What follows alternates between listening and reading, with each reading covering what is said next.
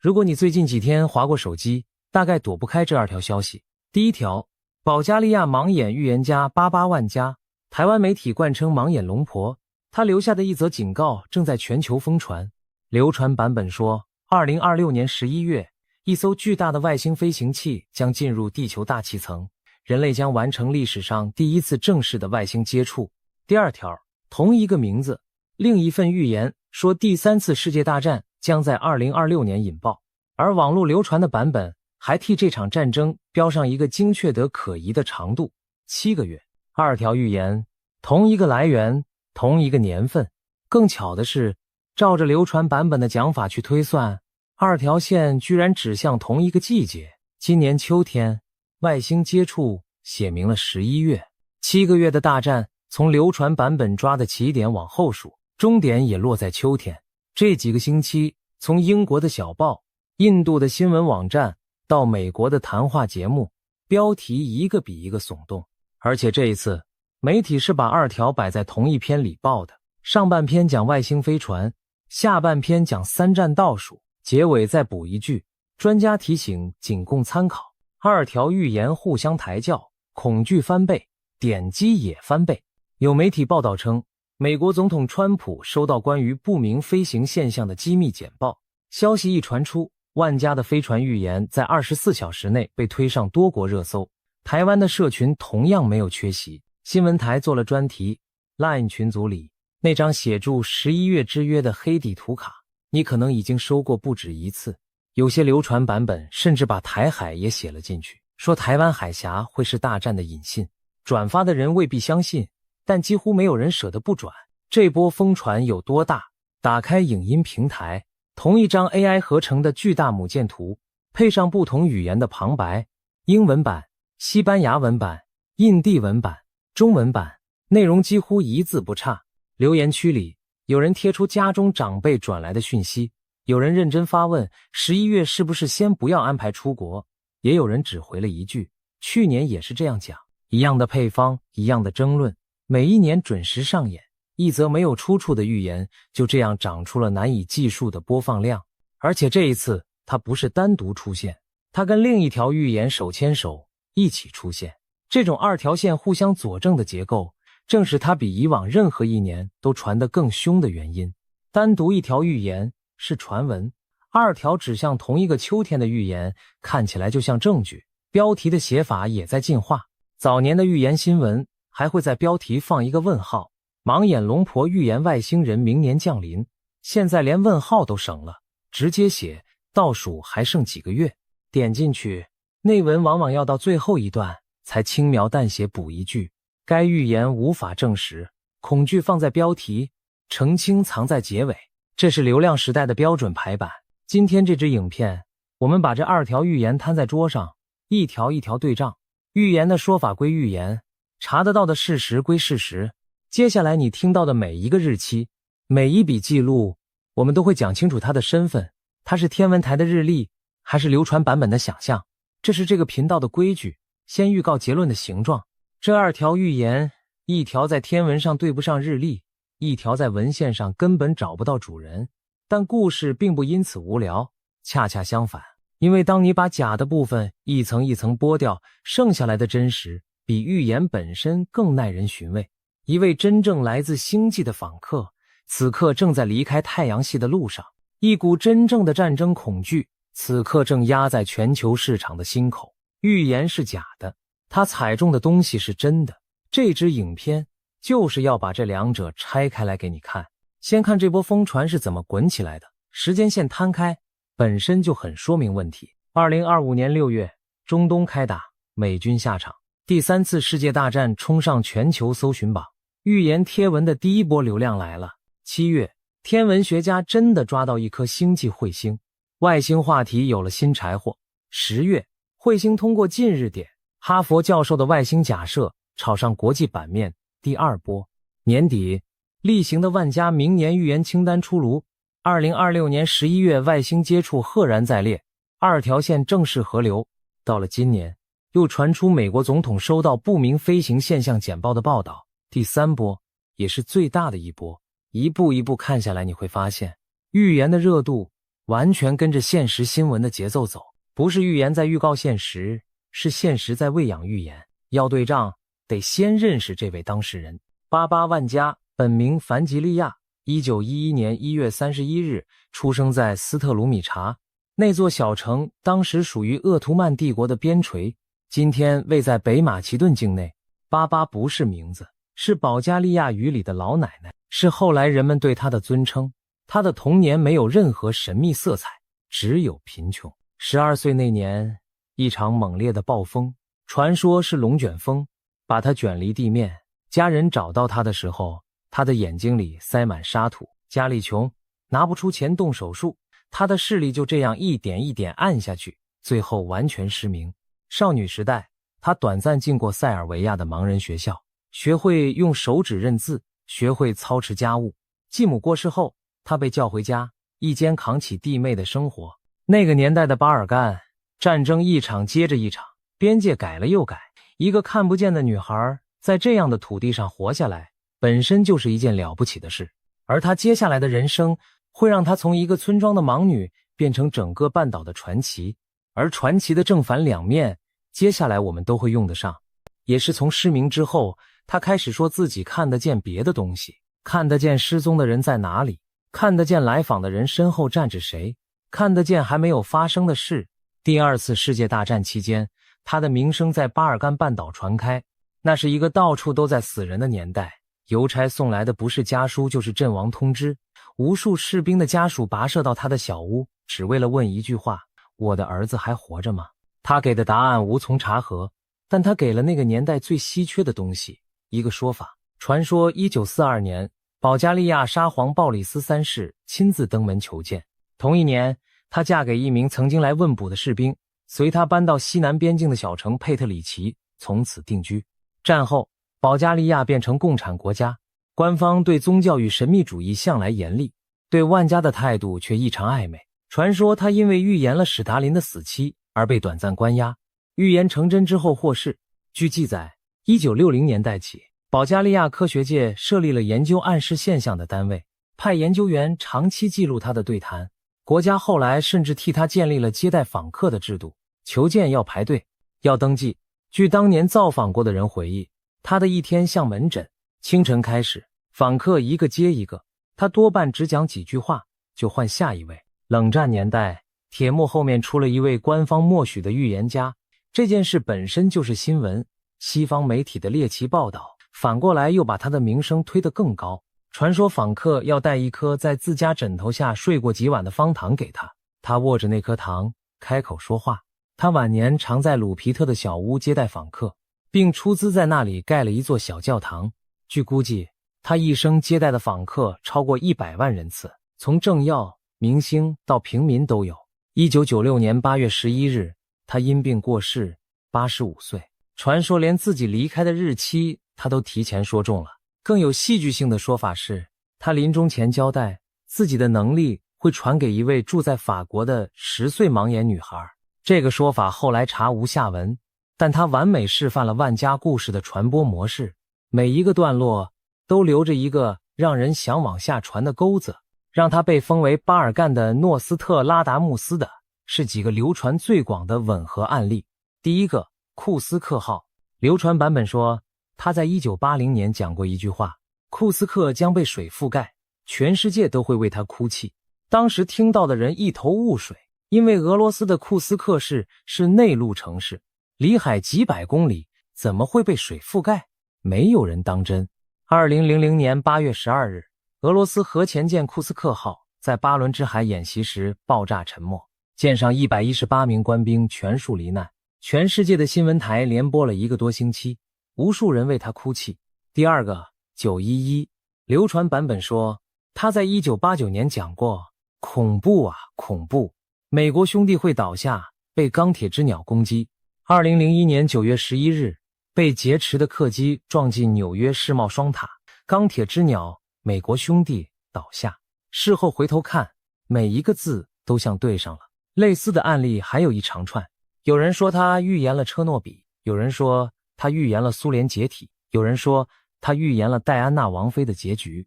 名单一年比一年长，长到后来，几乎地球上每一件大事都能找到一句被归在他名下的话，难怪他的名字每隔一段时间就会回到全球热搜，听起来确实震撼。但请把事后回头看这5个字先收好，等一下我们要用它来开锁。现在进入今天最重要的一段，这一段可能会让相信预言的朋友不太舒服，但一个讲求查证的频道必须把它讲完整。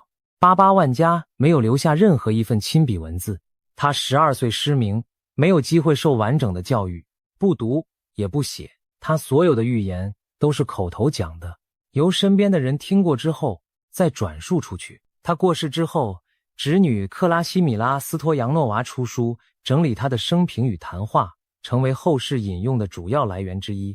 值得注意的是，就连这本被奉为权威的书，内容也以生平故事与谈话回忆为主，你在里面同样找不到那种1年1条标好日期的预言清单。换句话说，今天网络上每一条挂着万家名字的预言，中间都至少隔了一层转述，多数隔了好几层。原话是什么？哪一年讲的？对谁讲的？甚至有没有讲过？绝大多数查无原始记录。这不是本频道的猜测，而是研究他生平的人共同承认的困境。他的档案是一个用回忆拼起来的档案，而回忆是可以被改写的。说得更直白一点，要验证一条预言，你需要3样东西：原文、时间戳，还有讲出它的场合。万家的预言3样都缺，这不是他的错。他生在一个没有录音笔的年代，又看不见，写不了。但这也正是后人可以放心把任何话塞进他嘴里的原因。保加利亚本地的研究者与媒体人这些年一再提醒国际媒体一件事：万家生前接受过访问，国家档案里留有他的影像与研究记录，这些是查得到的。而在那些查得到的访谈里，他讲的多半是劝人向善、敬畏自然的话，笼统、缓慢，几乎听不到年份与日期。但每年在英文世界疯传的那种预言清单，1年1条，精确到月份的那种，在保加利亚的档案里根本不存在。清单是英文网络的发明，再被翻译到世界各地，包括翻译成中文传回台湾的手机里。一条预言环游世界1圈，每过1站就被加油添醋1次。翻译的过程就是预言变精确的过程。举一个示意的例子，假设原话是人类会遇到来自远方的访客，这样一句模糊的话，第1站被译成外星文明将接触人类，第2站被加上2026年，第3站被补上11月与大气层。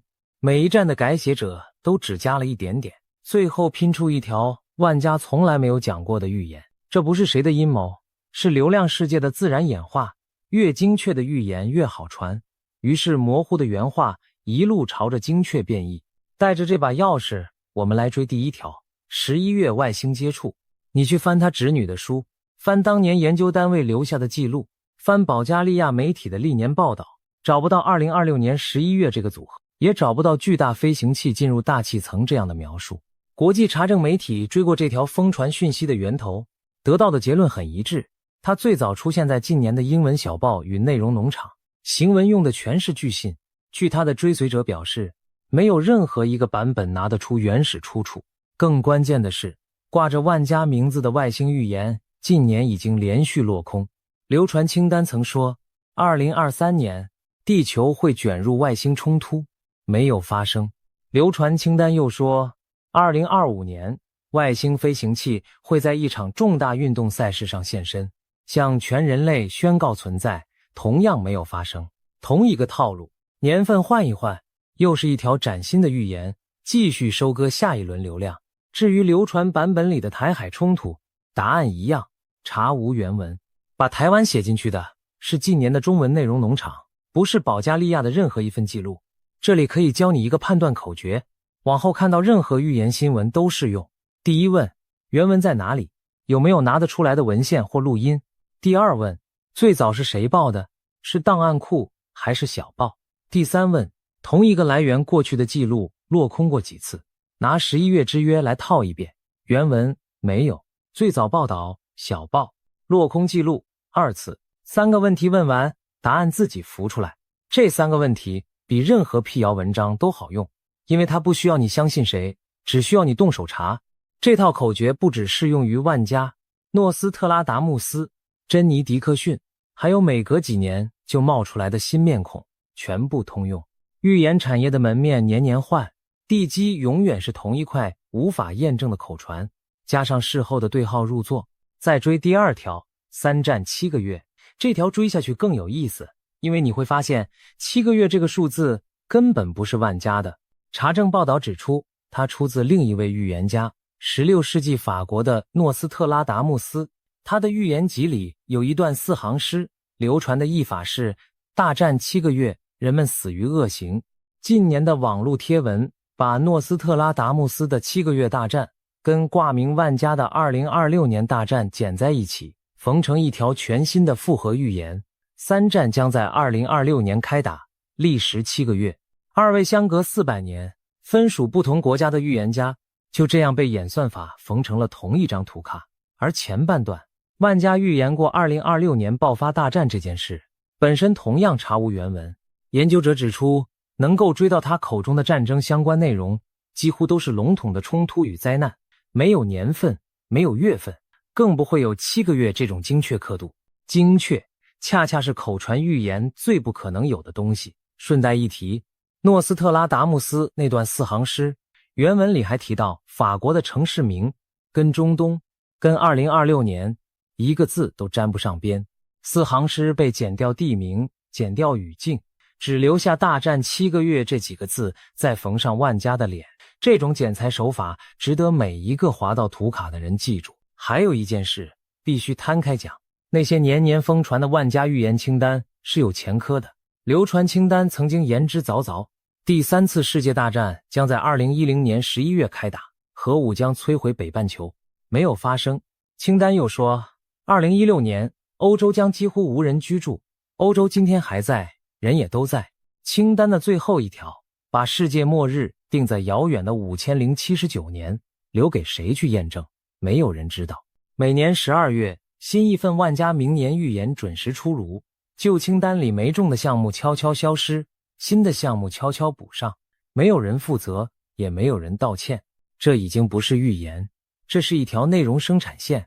万家只是挂在门口的商标，这条生产线的节奏精准得像上班打卡。每年年底正是隔年预言清单的初稿旺季，因为那是全球媒体的年终盘点季，读者最想知道明年会怎样的时候。你去查搜寻趋势，就会发现万家这个关键字的全球搜寻量每年年底年初准时冲上高峰，然后回落，年年如此，比任何天象都准时。那库斯克号跟911怎么说？同样用这把钥匙开。那2段神准的原话都是在事件发生之后才大量出现在媒体与书籍里，事发之前的文字记录、录音、节目片段至今没有人拿得出来。以库斯克号为例，那句被水覆盖的名言，目前能追到的最早出处全部是沉默之后的报道与书籍，事发前的任何档案里都找不到它的影子。2004年南亚大海啸之后，也同样浮出一段事后才被想起的话，说巨浪将吞没海岸，这不代表他一定没讲过。公平地说，无法证明有，也无法证明无。但口传预言就有这个特性，它永远在事后才被想起来，而被想起来的版本会自动朝着已经发生的事实靠拢。记忆是活的，它会替预言修图。还有一个更冷的问题值得放在心里，为什么疯传的总是万家？因为他在1996年就离开了。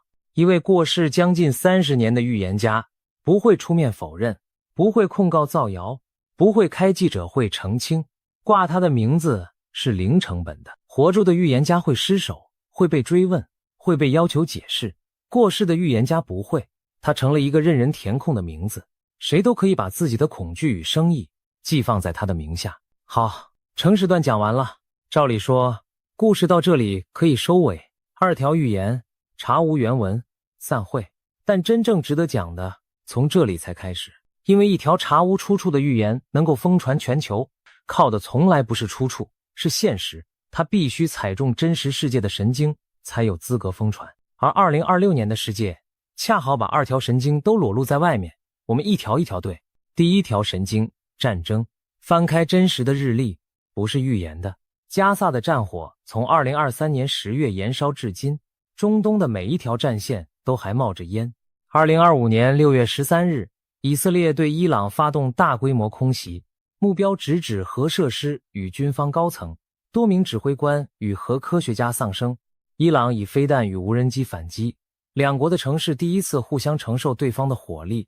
6月22日凌晨，美军 B-2 轰炸机长城奔袭，钻地弹砸向福尔多、纳坦兹、伊斯法罕3处核设施，美国正式下场。国际油价应声跳涨，全球航运公司连夜改道，各国紧盯荷默兹海峡会不会被封锁，因为全球大约1/5的石油运输就悬在那条窄窄的水道上。这场冲突前后打了12天，6月下旬停火，国际媒体称之为12天战争。以色列的防空警报，伊朗的深夜爆炸，全世界第一次在直播里看2个中东强权互射弹道飞弹。停火一路维持到今天，但核谈判走走停停，每一次卡关，每一次互相指控，都让市场捏一把汗。同一时间，2022年2月24日开打的俄乌战争，打进第4个年头仍看不到终点。红海航道的攻击断断续续，东亚的军事张力，台湾的观众比世界上任何人都有感。第3次世界大战这7个字，在2025年6月那几天，是全球社群平台共同的搜寻关键字。而就是在那个当下，万家与诺斯特拉达穆斯的名字一起冲上热搜。7个月大战的图卡开始在各个语言圈疯传。恐惧需要出口，预言永远是最现成的出口，而且这个出口不用钱，转发就好。对台湾来说，这条神经还要再敏感一层。中东打起来，油价涨，航运改道，出口成本跟着动，加油站的数字隔1个星期就有感。更不用说流传版本硬是把台海写进了剧本，于是同一张图卡在欧美下的是核战，在台湾下的是家门口。恐惧是会在地化的，预言的翻译者永远知道每一个市场最怕什么，但把对仗做完整，也要把分析界的主流看法摆上来。多数国际关系学者并不认为第3次世界大战正在路上，理由很直白，核威慑让大国互相绑住手脚。今天的世界也没有1914年那种一触即发的同盟网，会把区域冲突自动升级成世界大战。他们更常用的描述是多点延烧的区域冲突时代。这个判断不保证永远正确，但它至少提醒我们，战争风险是一个可以被分析的问题，不是一个只能被预言的谜。把恐惧交给分析，好过交给图卡。那么7个月是怎么指向秋天的？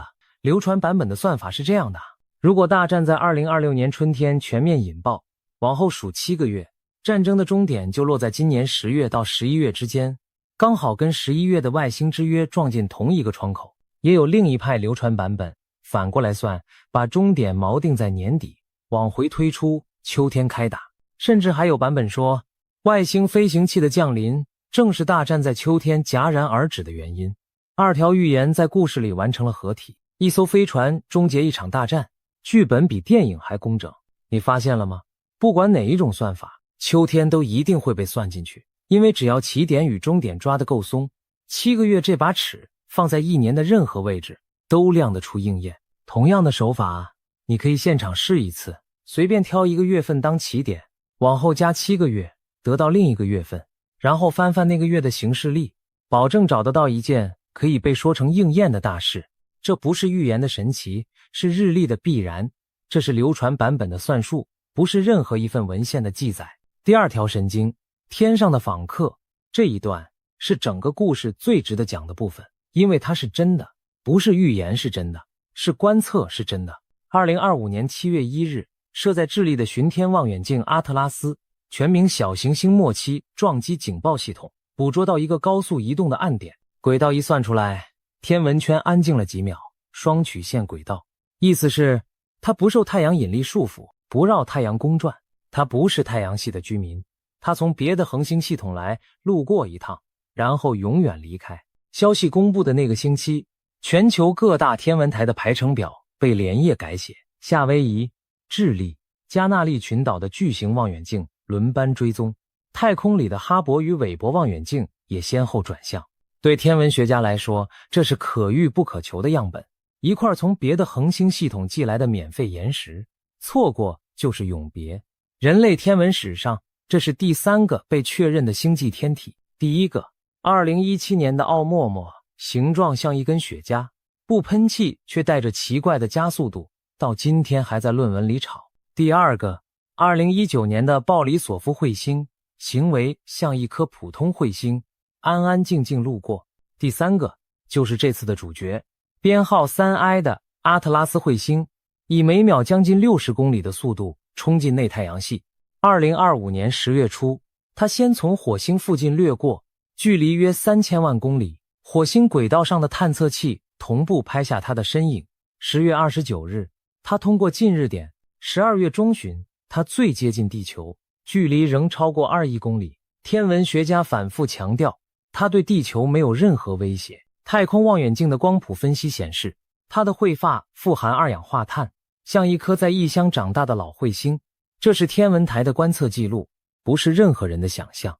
星际天体有多稀罕，值得多讲一句。太阳系里的彗星与小行星数以百万计，但它们都是自家人，绕着太阳转。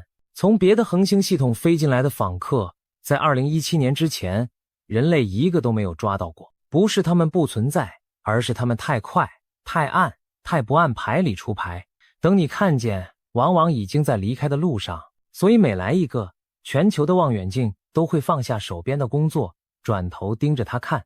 这是天文学家的追星，追的是真的星。真正把它推上全球头条的是哈佛大学天文学家阿维勒布。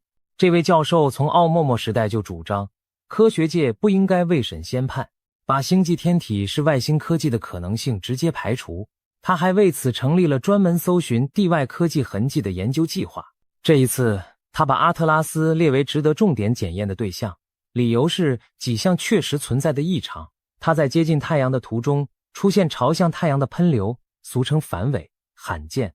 它在近日点前后快速增亮，颜色一度比太阳还蓝。有研究团队回报，在它的彗发里测到镍的讯号，引发过一轮讨论。美国航太总署喷射推进实验室的轨道专家大卫·法诺基亚的分析更确认，它出现了无法单纯用重力解释的加速度。勒布在自己设计的量表上给了它10分制里的4分，0分是普通彗星，10分是对人类构成威胁的外星科技。4分的意思是异常到值得盯着，但远远不是结论。这里替不熟悉他的观众补一句背景，勒布是严肃的科学家，发表过的论文数以百计，他的主张在学界极具争议，但他坚持一件事，与其嘲笑问题，不如检验问题。他的同行大多不同意他的答案，却很难反对这个态度。天平的另一端，必须用同样的音量讲。主流天文学界的判读是，这是一颗彗星，一颗有点特别，但终究自然的彗星。反尾过去在别的彗星上出现过，非重力加速度，彗星喷气本来就会造成。第二位访客鲍里索夫身上也量到过彗发里的镍，近年在其他彗星上同样测到过类似讯号，增亮与变色都能用汇合挥发物质的成分解释。美国航太总署的公开立场从头到尾就是一句话，它是彗星，是自然天体。全世界绝大多数天文学家站在这一边，连勒布自己都反复强调，这是一个应该被数据检验的假设，不是一个信仰。科学允许大胆的问题，但答案只认证据，而且检验从来没有停过。从发现那天起，每一笔新数据进来，轨道模型就重算一次，光谱就重比一次。全球有数不清的研究团队抢着想推翻彼此的结论，这正是科学跟预言最大的不同。预言怕被检验，科学靠检验活住。所以目前的比分很清楚，异常存在外星科技的证据0。一颗彗星可以奇怪，但奇怪不等于人造。这2句话之间的距离，正是科学跟小报标题的距离。然后疯传开始了，小报把3个元素叠进同一个标题：万家的11月飞船，勒布的外星假设，阿特拉斯的真实存在，再配一张 AI 合成的巨大母舰图。盲眼预言家说中了吗？问号放得又大又红。但这里有一个致命的破绽，只要看一眼轨道图就会发现，阿特拉斯最接近地球是2025年12月，已经过去了。2026年3月，它掠过木星一带，此刻正头也不回地加速离开太阳系，越飞越远。再也不会回来。到了2026年11月，也就是流传版本说好的赴约时间，他早已远在木星轨道之外的深空。如果11月之约指的是他，那这位访客不但没有赴约，还正背对着地球狂奔。有些贴文被指出这个矛盾之后，干脆改口，说飞船会在深空掉头回来，11月准时报到。这下连轨道力学都省了，反正剧本永远可以加页，日历对不上，方向也对不上，这条连结在天文上不成立。这也是天文台的日历，不是任何人的想象。接下来会发生什么，同样可以先讲。阿特拉斯会越来越暗，直到连最大的望远镜都追不到，然后花上几万年飞向下一个谁也不知道的地方。他留下的数据够天文学家分析好几年，关于异乡彗星的成分，关于别的恒星系统怎么制造行星。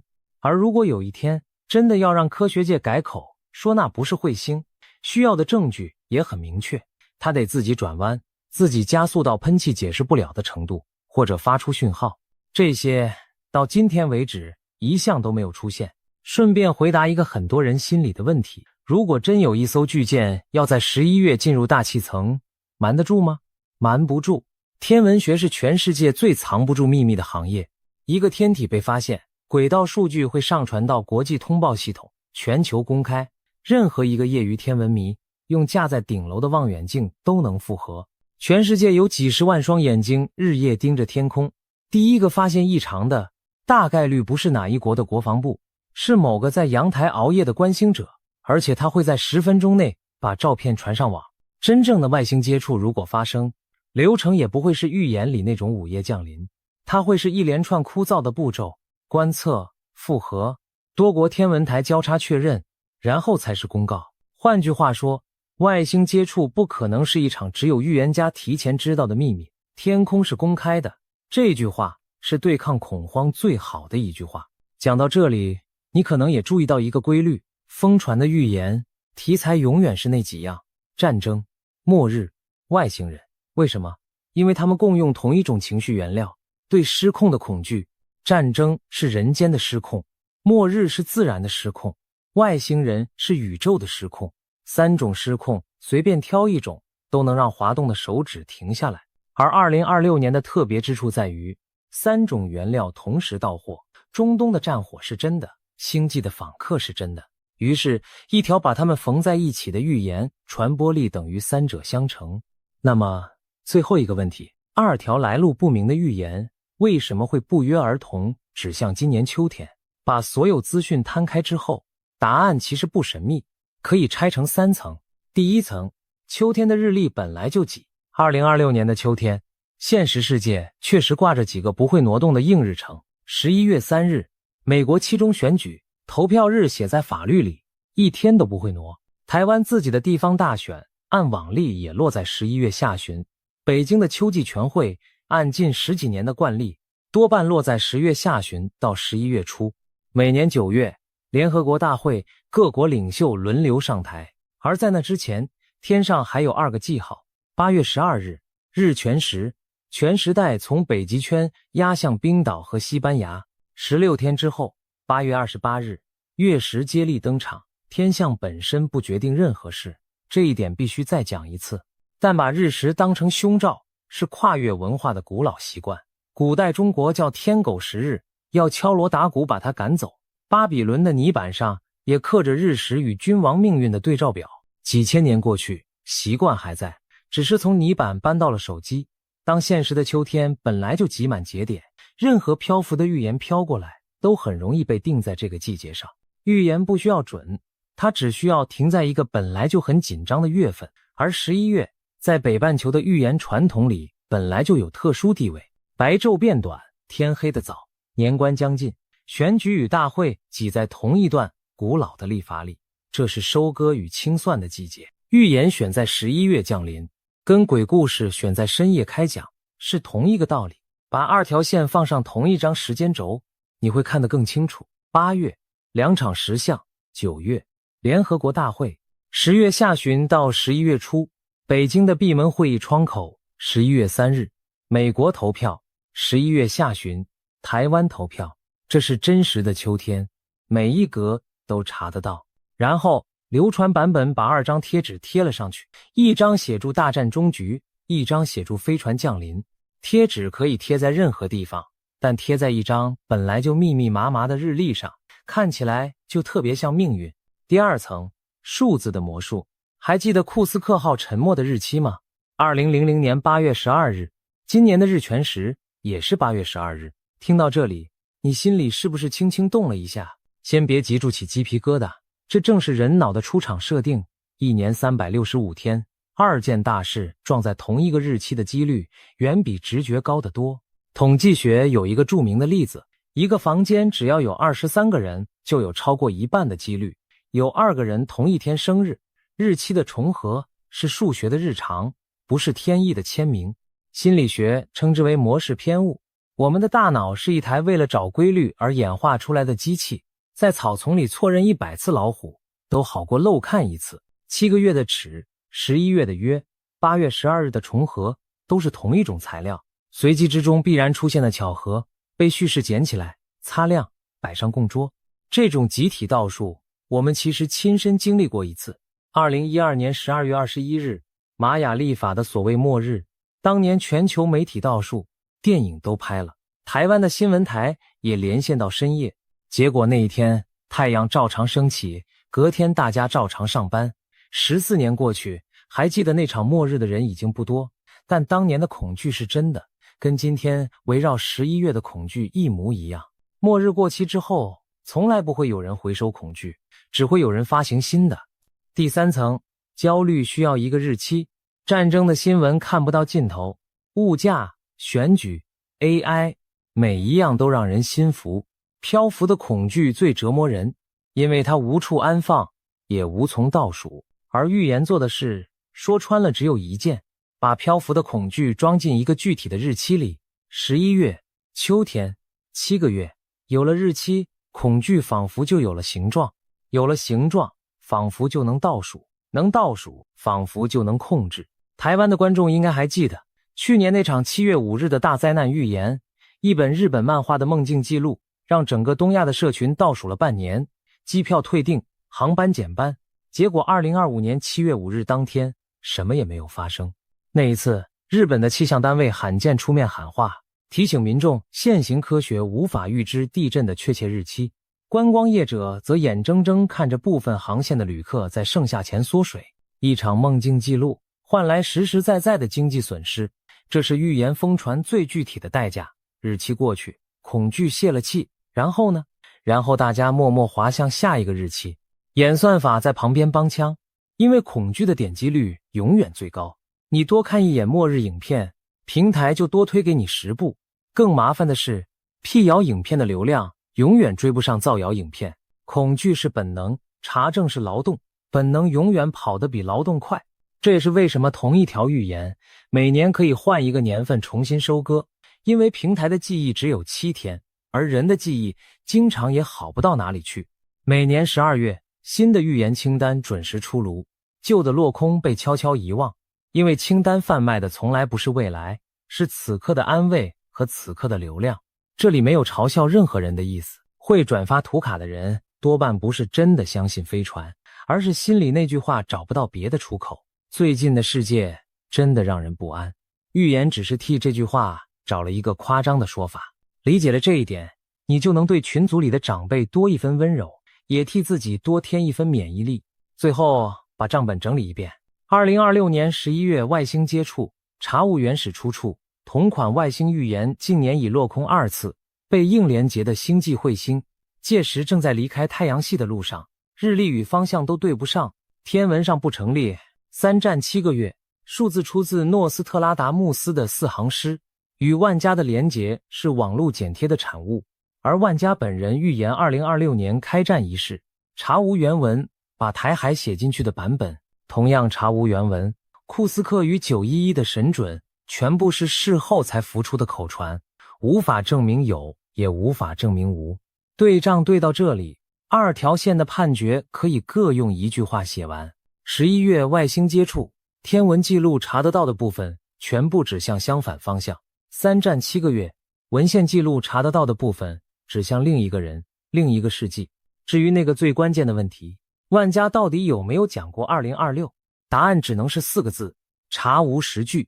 这是我们能查到的全部事实，一笔一笔都对过了。倒是本频道敢在这里留下一条自己的预言，今年12月，新版的万家2027预言清单会准时出现在你的手机里。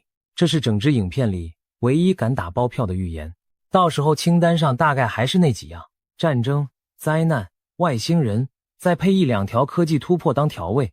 你可以把这支影片存下来，12月拿出来对一对，看看套路有没有变。但有2件事同样是事实，必须并排放着。第一，一位真正的星际访客确实刚刚飞越我们的天空，而人类最顶尖的科学家确实为了他的几项异常吵到今天还没有停。随着新一代巡天望远镜陆续上线，未来几年这样的访客只会越抓越多，每一个都会带来新的问题，说不定哪一年真的会来一个解释不了的。到那个时候，第一个告诉你的不会是预言清单，会是天文台。第二，中东的停火确实脆弱到没有一个外交官敢替今年秋天挂保证。预言是假的材料，盖在真的地基上，这才是它疯传全球真正的原因。而对台湾的我们来说，秋天真正需要盯住的是那些查得到的日程、油价、航运、选举、停火线上的每一次谈判，这些才是会真实影响生活的变数。他们不需要预言家，他们写在新闻里，写在账单上。11月很快就到，日历上的每一格都会照着自己的节奏翻过去。美国会投票，台湾会投票，阿特拉斯会在深空继续远去，望远镜会继续追着它越来越暗的尾巴。最大的几率是11月30日深夜，你回头想起这支影片，笑一笑，又是平安的一年。然后12月，新的清单准时出炉，年份悄悄改写成2027，但科学史的账本上也留着另一行记录：奥默默来过，鲍里索夫来过，阿特拉斯来过，短短8年，3位星际访客。而在那之前，人类一个都没有见过。天空正在变得比我们以为的热闹。至于万家，撇开所有真假争议，他本人的故事其实比预言清单动人得多。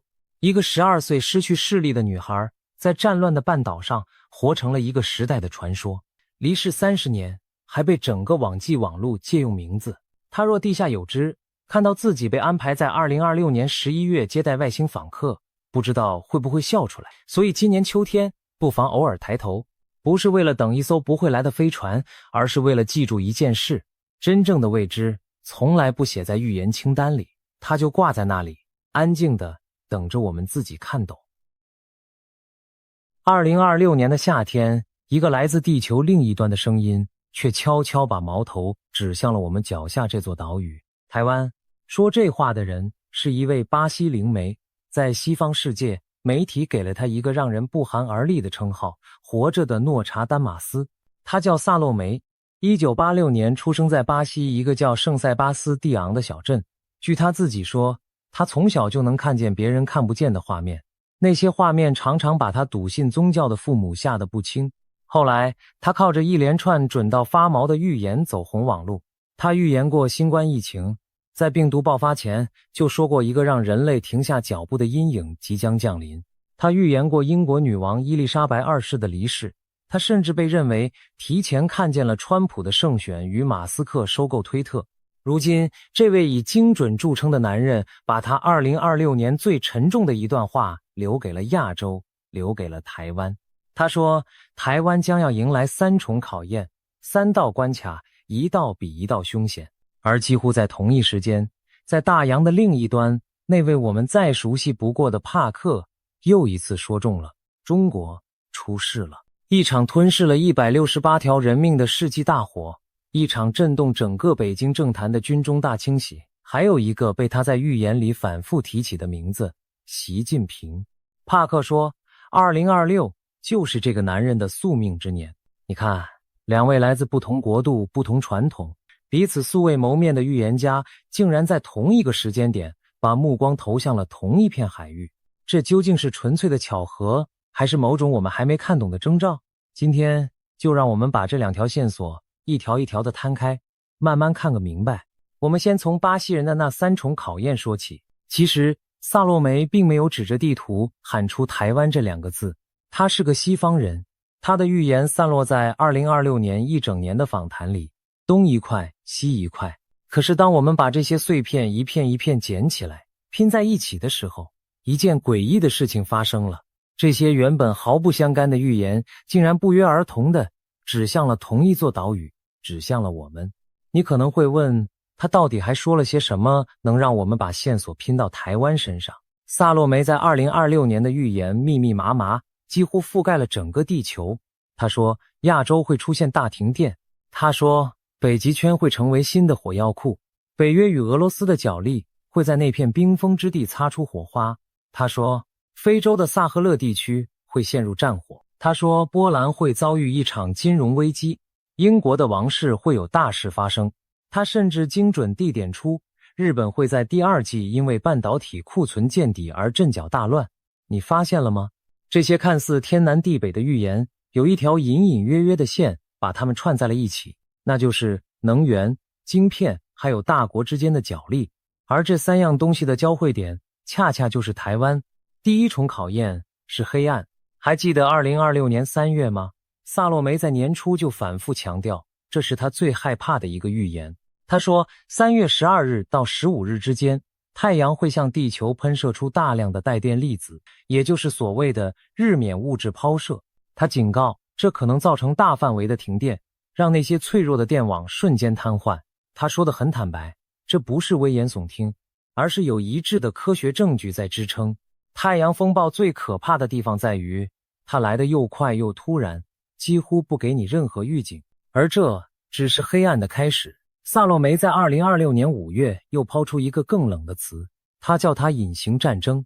他说，未来的战争不会再有坦克的轰鸣，不会再有军队的集结，它会悄无声息地降临，透过被污染的数据，透过瘫痪的网络，透过被刻意制造出来的混乱。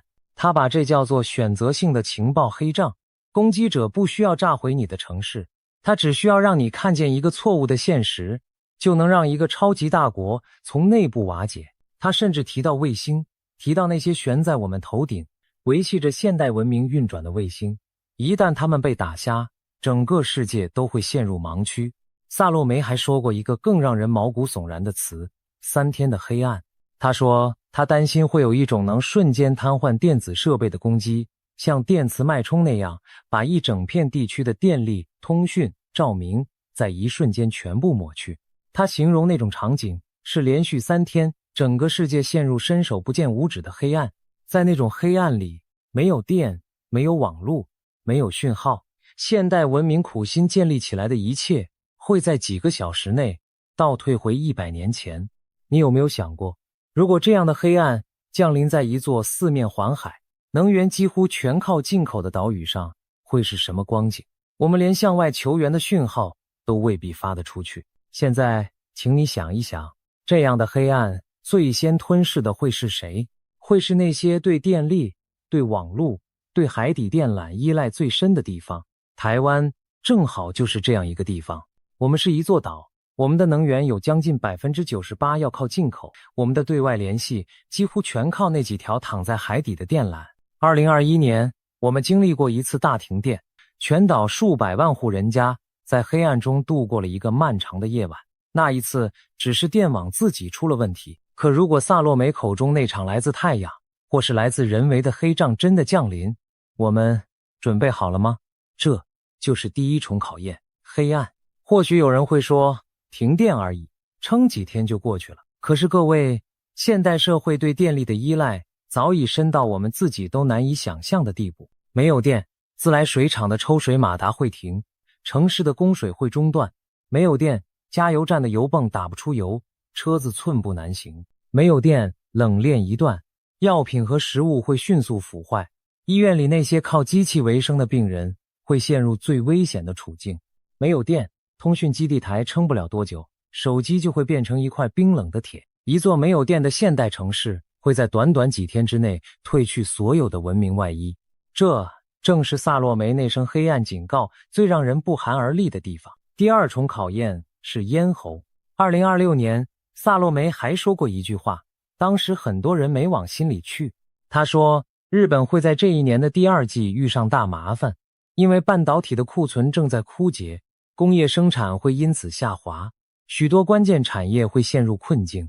半导体、晶片，朋友们，全世界都知道这4个字的中心在哪里，就在我们这座岛上。那些驱动着人工智慧、撑起整个数位文明的最先进晶片，全球超过90%都出自台湾。国际上有一个说法，把这叫做细盾，意思是正因为台湾握着全世界的命脉，所以没有人敢轻易动我们。这面盾牌曾经是我们最大的底气，可是你有没有想过，盾牌的另一面是什么？当全世界都把身家性命压在这几平方公里的土地上时，这片土地也就成了全世界最紧张、最敏感、最容易被盯上的地方。国际上的分析早就指出了一个残酷的悖论：细盾既可以是让人不敢动手的威慑，也可以变成让人非抢不可的诱因。一旦台海有任何风吹草动，哪怕只是一场拖长的政治危机，这条全世界最脆弱的供应链就会应声断裂。从云端的伺服器到你手里的每一只手机，整个世界都会跟着一起停摆。我们再往深一层看，全世界最先进的晶片超过90%出自台湾，而其中最尖端的那一部分几乎100%集中在这座岛上少数几座工厂里。这是人类工业史上从未有过的集中，整个数位文明的地基就压在这几平方公里的土地上。你的手机、你的电脑、你车上的晶片、医院里的仪器、银行的伺服器，甚至是天上的卫星，背后追根究底都连着台湾。这意味着这座岛一旦有事，停摆的不会只是台湾，而是整个世界。这既是我们最坚硬的盾牌，也是我们最致命的软肋。一座岛扛起了全世界的重量，这份荣耀的背后藏着多少我们不愿去想的风险。而萨洛梅那场隐形战争的预言在这里又一次对上了。他说，未来的攻击会瞄准银行系统，瞄准基础设施，透过病毒，透过勒索，让你连自己的银行卡都刷不出来。他甚至说，这种攻击的核心往往不是人口密集的大城市，而是那些科技被研发出来的地方。各位，把这句话放在台湾，是不是一下子就让你想起了新竹，想起了那座承载着全球希望的科学园区？一个高度数位化，把命脉系于晶片之上的社会，恰恰是这种攻击最完美的猎物。这就是第二重考验，咽喉，一个我们引以为傲，却也最无法承受被掐住的咽喉。而最让人不安的是，这种掐住咽喉的方式往往悄无声息。萨洛梅反复提到，未来针对金融与基础设施的攻击，会让人们在毫无防备的情况下，突然发现自己的银行卡刷不出来，转账转不出去，连买一顿饭都成了难题。一个越是数位化，越是把生活搬到网络上的社会，在这种攻击面前就越是不堪一击。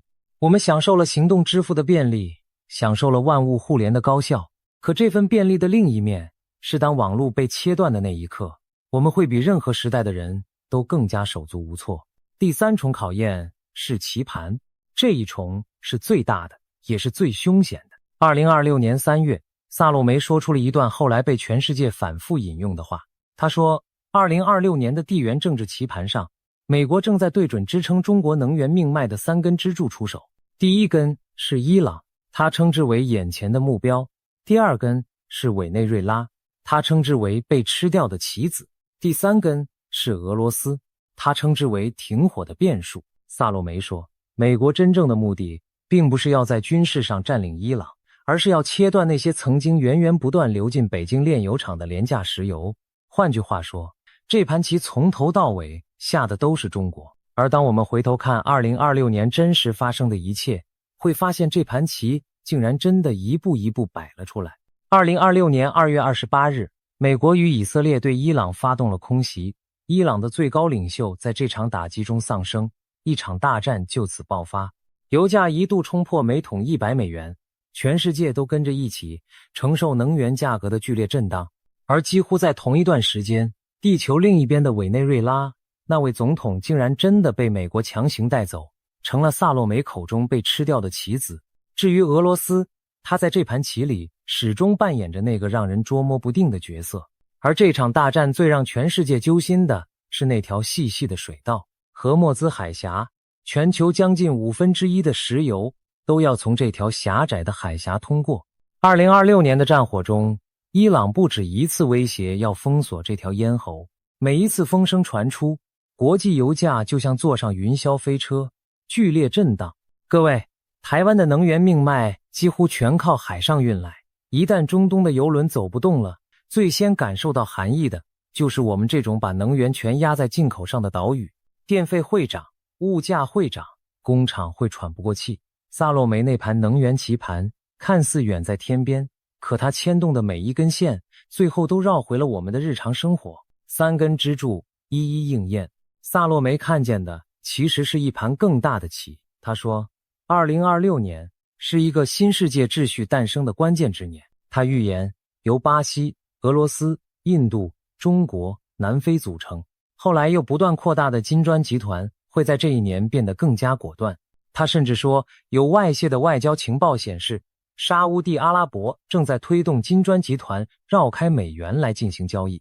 各位，这意味着什么？这意味着这场围绕着能源与货币的较量，本质上是一场旧秩序与新秩序的对撞，而中国正是这场对撞中西方最想压制的那一方。萨洛梅还有一句话藏得很深，却最值得我们玩味。他说，未来大国之间真正的较量，不再是攻城略地式的占领，而是一种科技上的占领。意思是，你不需要派一兵一卒踏上对方的土地，只要掌握了对方的数据、网络、能源、晶片，你就等于掐住了他的脖子。这种战争没有硝烟，没有宣战，甚至连受害者都未必知道自己已经输了。请你想一想，这个世界上还有哪个地方比台湾更符合这种科技占领的所有条件？我们的晶片、我们的网络、我们的能源，每一样都既是我们的骄傲，也是别人眼中的猎物。那么问题来了，当美国把中国的能源命脉一根一根掐断，当北京的经济在重压下喘不过气，这股积压的压力最后会往哪里宣泄？历史告诉我们，一个被逼到墙角的大国，往往会把目光投向他认为最容易也最能证明自己的方向。而在这张棋盘上，台湾恰恰就坐在风暴的正中央。萨洛梅早就警告过，美国与中国之间，南海与台海是最有可能擦枪走火的地方。这就是第3重考验，棋盘，一张我们无法选择却必须坐在上面的大国博弈棋盘。黑暗、咽喉、棋盘，太阳风暴熄灭的电网，被掐住的晶片咽喉，还有大国博弈的棋盘。当我们把这3重考验并排放在一起，会不会觉得他们其实在诉说着同一件事？那就是2026年的台湾正站在一个前所未有的十字路口上。每一道考验单独拿出来，或许都还能应付，可如果他们在同一年里接踵而至呢？萨洛梅自己说过一句意味深长的话，他说，2026年是人类一场严酷的学习过程，是一个新秩序的关键之年。他不是在吓唬我们，他是在提醒我们，有些考验避是避不开的，唯一能做的就是别在它来临的时候毫无准备。警惕从来不是恐惧，警惕是清醒。好，巴西人的这条线我们先讲到这里，接下来让我们把镜头转向另一位老朋友，转向那个我们再熟悉不过的名字帕克。因为就在2026年，他又一次精准地说中了。中国到底出了什么事？我们先把时间倒回2025年11月26日，那个寻常的午后。那一天，香港新界大埔一个叫鸿福苑的老旧屋苑，一栋高层住宅的外墙维修棚架突然起火了。一开始只是一栋楼在烧，可是当天的香港正刮着干燥的东北季候风，相对湿度只有 40%到50%， 天文台甚至发出了红色火灾危险警告。风把燃烧的竹棚碎屑吹向了旁边的大楼，短短时间内，大火就吞没了这个屋苑8座大厦中的7座。鸿福苑建于1983年，到那一年楼龄已经42岁。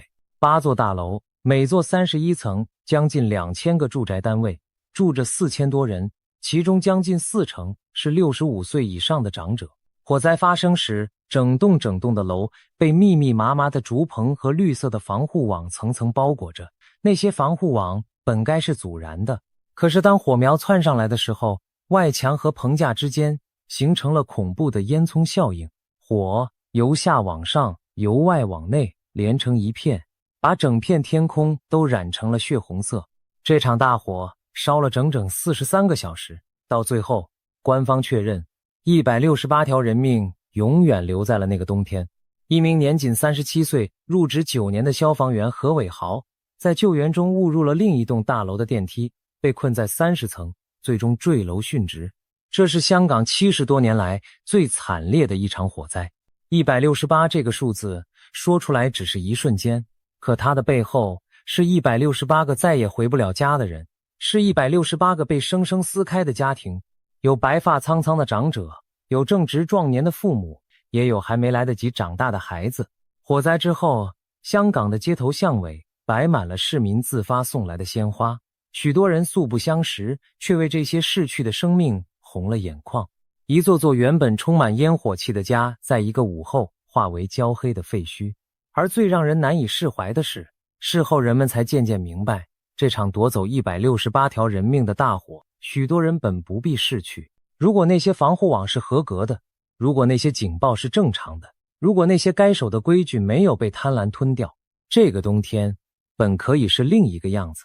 事后的调查揭开了一个更让人心寒的真相，那些本该阻燃的防护网被抽样检测后发现，20个样本里有7个根本不合格。更有人怀疑，有人刻意把不合格的便宜材料混进了合格的棚网里，以躲避检查。而这一切的背后指向了2个字：贪腐围标。一个由各方利益勾结、层层转包、偷工减料织成的黑网。火灾之后，香港廉政公署与警方接连拘捕了数十人，从工程顾问到承建商，从叛头到中间人。而随着调查一层层深入，更多让人心寒的细节被一一揭了出来。据报道，这个老旧屋院的整修工程造价高达数亿港币，可围绕着这笔钱早就埋下了重重纠纷。有人质疑，真正花在防火安全上的预算少得可怜，与这场工程的天价造价完全不成比例。更有前任保全主管透露，早在火灾发生大半年前，大楼的火警警报系统就已经被关闭。施工期间，居民屡屡投诉有工人在棚架上吸烟，这些足以致命的警讯却一次又一次被轻轻放过。一根被忽视的烟头，一个被关掉的警报，一张被偷工减料织成的网，最后酿成了一场吞噬168条人命的人间惨剧。这就是中国出事了。可是这跟帕克又有什么关系呢？关系大了。让我们再把时间往回倒一点，倒回2024年的年初。那个时候，鸿福苑还好端端地立在大埔，没有人能想到1年多以后会发生什么。可就在那时，帕克在他的节目里说了这样一段话。他说他看见了一个画面，一栋大楼在香港燃烧。他说那不是漫山遍野的大火，而是几栋高楼在烧。他反复地问自己，这是恐怖攻击吗？这是有人纵火吗？这背后是不是藏着某种政治目的？他说他看见指责的手指指向四面八方，他感觉这场火的背后一定有什么政治上的东西在搅动。各位请记住这几个关键词：香港、几栋高楼、火、政治、指责。1年多以后，当鸿福苑的火光映红香港夜空的时候，帕克自己也愣住了。2025年11月27日，也就是大火发生的第2天，他打开了节目，把当年那段预言重新播放了一遍。他坦诚自己的时间算错了，他在2024年初就看见了这个画面，却怎么也对不准它发生的时刻。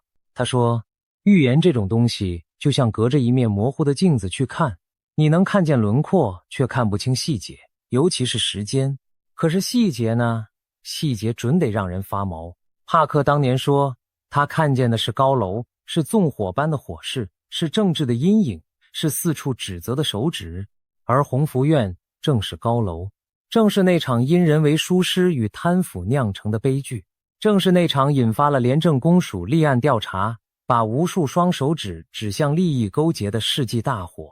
更巧的是，帕克在播报时还特意把这场火和当年伦敦那场夺走数十条人命的格伦费尔大楼火灾相提并论。而在真实世界里，香港人自己也正是这样把鸿福苑比作香港的格伦费尔。一个远在英国的灵媒在1年多以前就看见了这一切，你说这是巧合吗？我们不妨把帕克当年那段话再仔细咀嚼一遍。他说的不是一栋楼失火，而是好几栋高楼连在一起烧。鸿福苑正是8座大楼里7座被火吞没。他说他反复怀疑这背后藏着纵火，藏着政治目的，而鸿福苑事后查出的正是一张由贪腐与围标织成的黑网，是足以惊动廉政公署的世纪弊案。他说他看见指责的手指指向四面八方，而火灾之后的香港，愤怒的矛头确实指向了承建商，指向了叛头，指向了那些该管却没管的人。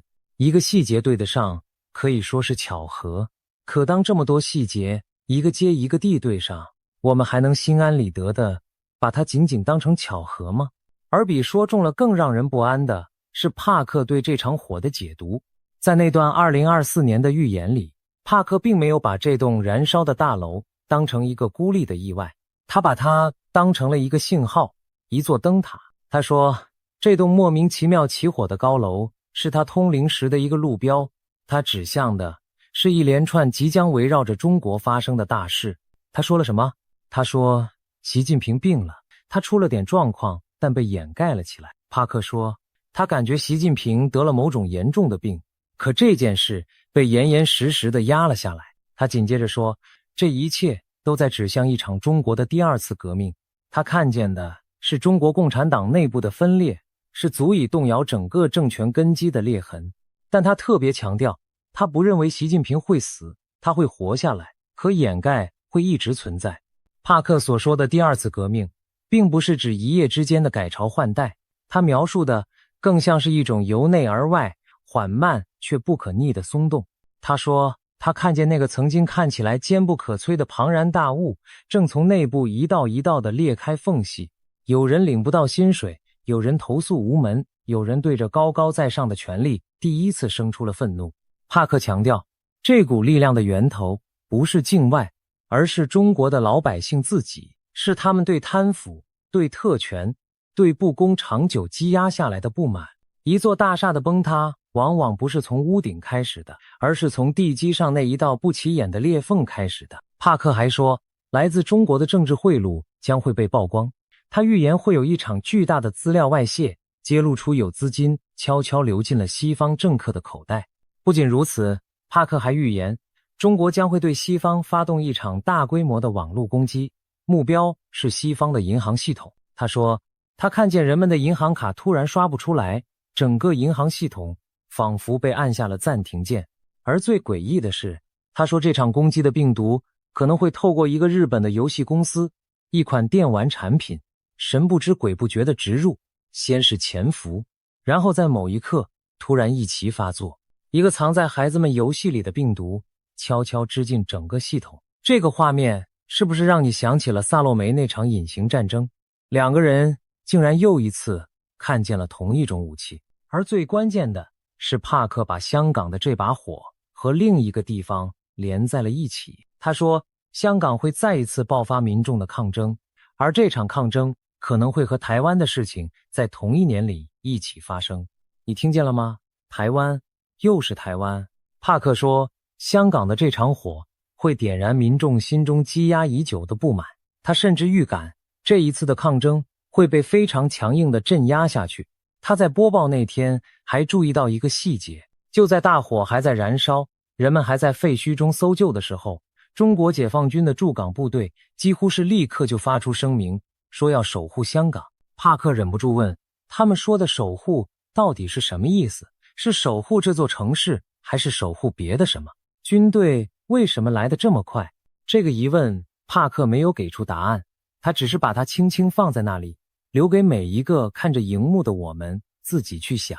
帕克还补充了一个让人不安的细节，他说他预感这场由香港点燃的动荡可能会伴随着食物的短缺，人们会发现货架上的东西突然变少了，原本理所当然的日常供应开始变得紧张。一座高度依赖外部输入的城市，一旦秩序被打乱，最先暴露出来的往往就是这种看不见的脆弱。帕克说，当人们连基本的生活都开始感到不安的时候，积压的情绪就会像那场大火一样，一点就燃。他没有把话说满，可那幅画面已经足够让人脊背发凉。一栋燃烧的大楼，在帕克眼里，从来都不只是一栋燃烧的大楼，它是一个时代崩裂的开端。那么，帕克口中那个崩裂的开端真的来了吗？让我们把目光从香港的废墟移向北京的权力中枢，因为帕克为2026年的中国还留下了好几段更具体也更惊人的预言，而这些预言正在一条一条地变成现实。帕克说，2026年的中国会进入一段肉眼可见的内部裂痕。他描述的画面是这样的：工人领不到薪水，债券被冻结，还会发生一场重大的基础设施灾难。他甚至猜测，那可能是一场铁路事故，或者是和三峡大坝有关的什么事。工人领不到薪水，债券被冻结。我们来看看真实的中国。2026年，中国经济的含义是藏不住的。官方把这一年的经济成长目标下调到了 5%， 这是习近平上任以来的最低水平。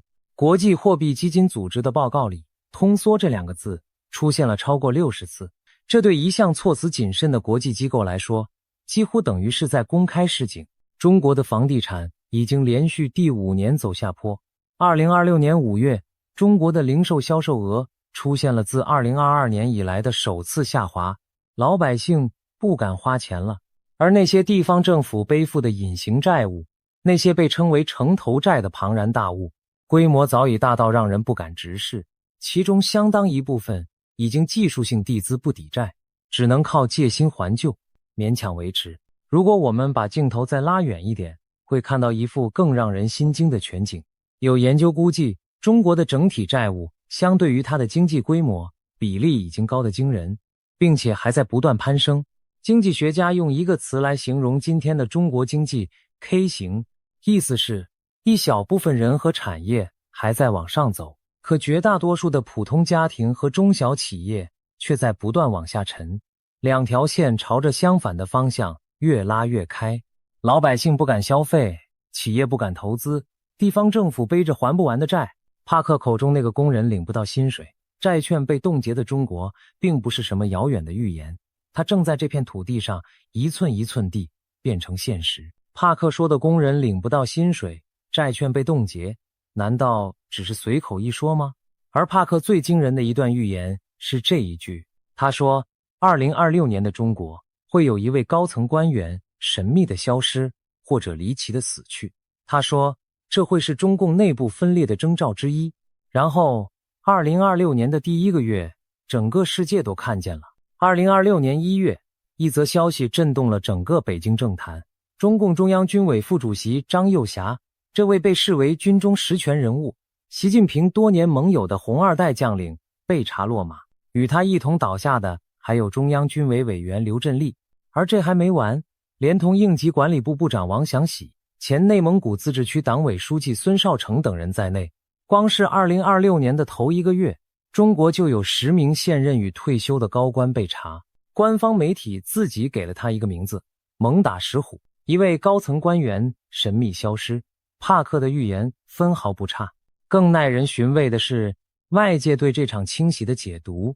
有分析认为，习近平整肃张又侠这样的实战派将领，并不是要削弱军队，恰恰相反，是要拔掉那些懂得战争代价的理性刹车，把整支解放军改造成一台绝对服从的战争机器。也有人说，这是习近平在为后习时代清除一切可能的威胁。无论哪一种解读，都和帕克说的中共内部的分裂和动摇政权根基的裂痕遥遥呼应。而这场清洗之所以让研究台海的人格外紧张，是因为它触动了一个更深的问题。国际上不少分析早就指出，解放军把2027年定为一个关键的时间节点，外界普遍认为那是对台动武能力的一道门槛。可是有台湾学者警告，真正需要警惕的窗口也许不是2027，而是更早的2026。原因就在于当一个强人把身边所有懂得战争代价的理性将领一个一个拔掉之后，剩下的就只有绝对的服从。一支只会服从却没有人敢踩刹车的军队，恰恰是最危险的。帕克说的那道动摇政权根基的裂痕，或许不只关乎中国的内部，它牵动的是整个海峡的安危。帕克说，习近平不会死，但他会被一层又一层的掩盖包围。他说，这个男人会活下来，可他脚下的地基正在一寸一寸地裂开。2026这个被帕克称为宿命之年的年份，习近平巩固了他的军权，却也亲手拔掉了身边那些最清醒的声音。宿命之年这4个字，帕克说得很重。在他的描述里，2026年对习近平来说是一个再也回不了头的转折点。在这1年之前，他还能在多种道路之间选择，可一旦走过这1年，许多事情就会像滚下山坡的石头，再也停不下来。他巩固了权力，却也让自己失去了退路。他扫清了异己，却也让自己再听不到任何不同的声音。一个身边只剩下附和的强人，看似站上了顶峰，实际上却把自己推到了最孤独也最危险的位置。这或许就是宿命2个字最深的含义。这究竟是权力的巅峰，还是崩塌的前夜？说到这里，我们必须回过头去看帕克一个更老也更让人脊背发凉的预言。早在很多年以前，帕克就说过一段关于中国的话。他说，他预感中国会爆发一场革命，而这场革命的导火索会是台湾周边海域的一起事件。他说，这起事件再加上更多的环境灾难，会像一根火柴，点燃中国境内积压已久的火药桶。他预言，香港和蒙古会出现动荡，而这场革命不会像当年的阿拉伯之春那样血流成河，但会是一场人民对抗贪腐、对抗特权的巨大浪潮。对抗贪腐，各位，你还记得鸿福苑那场大火背后是什么吗？是围标，是贪腐，是利益的勾结。帕克在很多年前就说，中国的这场变局会由人民对抗贪腐而起，而2025年那场夺走168条人命的大火，恰恰把香港人对贪腐的愤怒推到了顶点。帕克还说过一个更宏大的预言，他借助印度那古老的纳迪叶棕榈叶预言，说在2025到2029这几年间，世界会经历一连串的战火与灾难。他特别提到了一场4国战争，虽然他始终看不清这4个国家究竟是谁。4国战争，能源棋盘上的伊朗、委内瑞拉、俄罗斯，台湾周边海域的事件，香港的火，北京的清洗。当我们把帕克这些散落在不同年份的预言和萨洛梅那3重考验并排放在一起的时候，一幅令人不安的图景渐渐浮现了出来。2位预言家，一个在英国，一个在巴西，他们从未合作，从未交谈，可是他们不约而同地看见了同一个画面，一个被内忧外患层层包围的中国，一座站在风暴正中央的岛屿，还有一个正在走向命运十字路口的2026年。这难道真的只是巧合吗？其实这样的不约而同在我们追踪预言的这条路上并不是第一次出现，我们见过太多次了。东方古老的谶纬和西方神秘的通灵异象常常在同一个时间点指向同一件事。有人说，这是因为他们都看见了同一条时间的河流，只是各自站在不同的岸边。也有人说，这不过是人类在动荡年代里共同的焦虑投射。无论你信哪一种解释，有一个事实是摆在眼前的：2026年的世界确实正在以一种让人喘不过气的速度发生着巨变。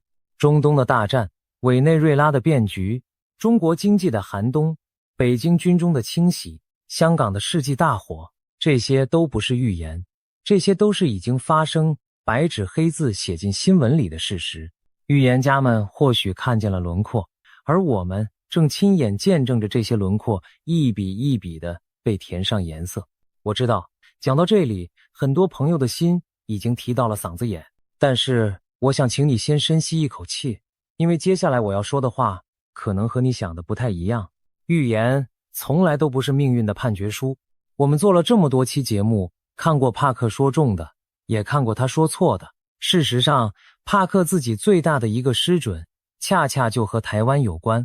他曾经预言，台湾海峡会发生一场碰撞，并由此引爆一场世界大战。而到今天，这场最坏的结局并没有发生。你看，就连预言家自己都会说，他是隔着一面模糊的镜子在看世界，他能看见轮廓，却未必能看清结局。这恰恰告诉我们一件事，未来并没有被写死。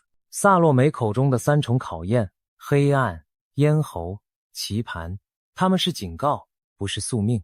一个提前知道太阳风暴会来的社会，会加固它的电网；一个明白自己晶片咽喉有多脆弱的岛屿，会努力为自己寻找更多的退路；一个看清了大国棋盘的民族，会更冷静、更清醒地走好自己脚下的每一步。预言最大的价值，从来不是让我们躺平等死，而是让我们在风暴来临之前，把窗户关紧，把屋子加固。我常常想，预言这种东西，到底是用来吓人的，还是用来救人的？如果一个人听完预言，从此夜夜失眠，惶惶不可终日，那这预言就成了一道诅咒。可如果一个人听完预言，回过头去把家里的灭火器检查一遍，把该存的粮食存好，把该加固的地方加固，那这预言就成了一份礼物。萨洛梅也好，帕克也好，他们反复强调的，从来不是要我们害怕，而是要我们准备。一个提前看过剧本最坏那一页的人，才更有机会把结局改写成另一个样子。这才是预言真正的意义。至于海峡对岸那个宿命之年，我们更应该明白，一个被内部裂痕、被经济寒冬、被反复清洗折磨的政权，它的每一个对外举动都可能因为内部的压力而变得更加难以预测。帕克说，习近平巩固了军权，却拔掉了身边理性的刹车。这意味着什么？意味着误判的风险不讲反生。所以对我们而言，最好的应对不是恐慌，而是清醒地认识到，对岸越是内部不稳，我们就越要把自己的事情做好，把自己的防线守牢。历史上有一个反复出现的规律，一个对内越是高压，对外就越容易强硬的政权，往往会在内部压力最大的时候做出最危险的选择。因为对一个被困在墙角的强人来说，一场对外的胜利有时候是转移内部矛盾最快也最有效的办法。这就是为什么当我们看着海峡对岸经济下行，军中清洗，内部裂痕一道接着一道的时候，我们的心反而要更稳，眼睛反而要睁得更大。对岸越乱，我们越要清醒。这不是要我们去恐惧一个邻居，而是要我们做好一个成年人面对风险时该有的所有准备。警惕是这个时代给台湾最珍贵的礼物。让我们再回到最开始的那个问题，一位巴西的灵媒，一位英国的预言家，为什么会在2026年同时把目光投向台湾？也许答案并不在玄学里，而在现实中，台湾本就站在这个世界最敏感的断层线上。我们握着全球的晶片命脉，我们坐在美中对抗的最前沿，我们的身后是一个正在经历剧烈阵痛的庞大邻居。预言家之所以看见台湾，或许正是因为台湾本就是这个时代所有矛盾与张力最集中的那一个点。他们不是在制造恐惧，他们只是把这个时代最尖锐的那根刺指给我们看。有时候我会这样想，与其说这些预言家拥有某种看穿未来的神力，不如说他们是一面镜子，一面映照出我们这个时代最深层焦虑的镜子。当这么多人从这么多不同的文化、不同的传统里不约而同地看向同一座岛屿的时候，与其惊叹于这份巧合，不如静下心来问问自己，这座岛究竟为什么会牵动这么多人的目光？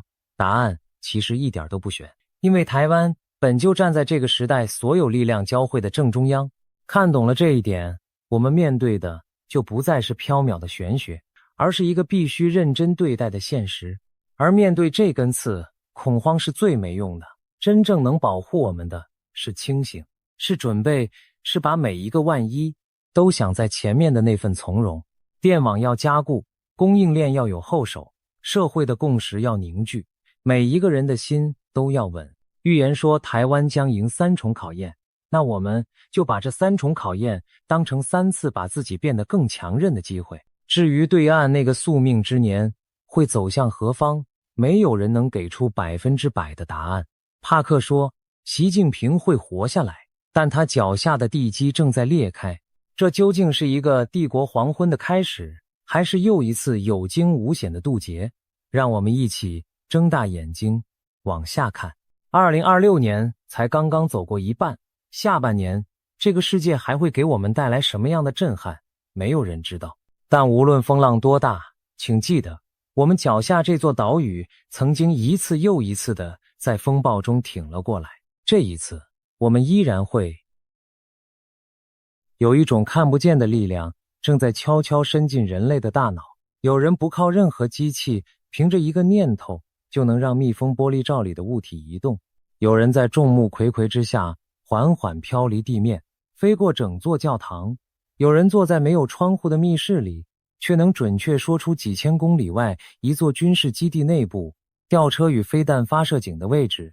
而最让人脊背发凉的是，最近这几年，一种能直接读取你脑中念头，把你还没说出口的想法变成文字的技术，已经悄悄走出实验室。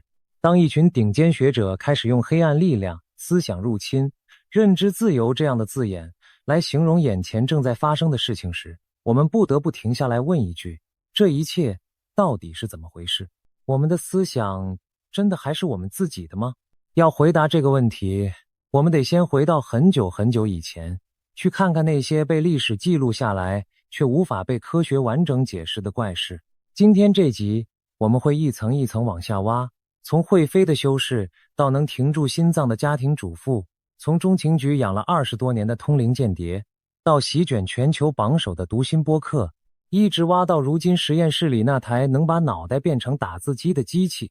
我提醒你，越往后看，会越觉得不对劲，因为你会慢慢发现，那个传说中的黑暗力量，可能根本不是什么鬼神，而是一种我们亲手造出来，却已经快要控制不住的东西。这集会比较长，也比较烧脑，但我保证，看完之后，你看待自己这颗脑袋的方式会不太一样。准备好了吗？我们开始。我们先从悬浮说起。在所有超自然现象里，一个大活人在光天化日之下飘起来，是最难造假，也最让人无法接受的一种。毕竟移动一根火柴，你还可以怀疑藏了细线，可一个成年人整个飞上半空，又该怎么解释？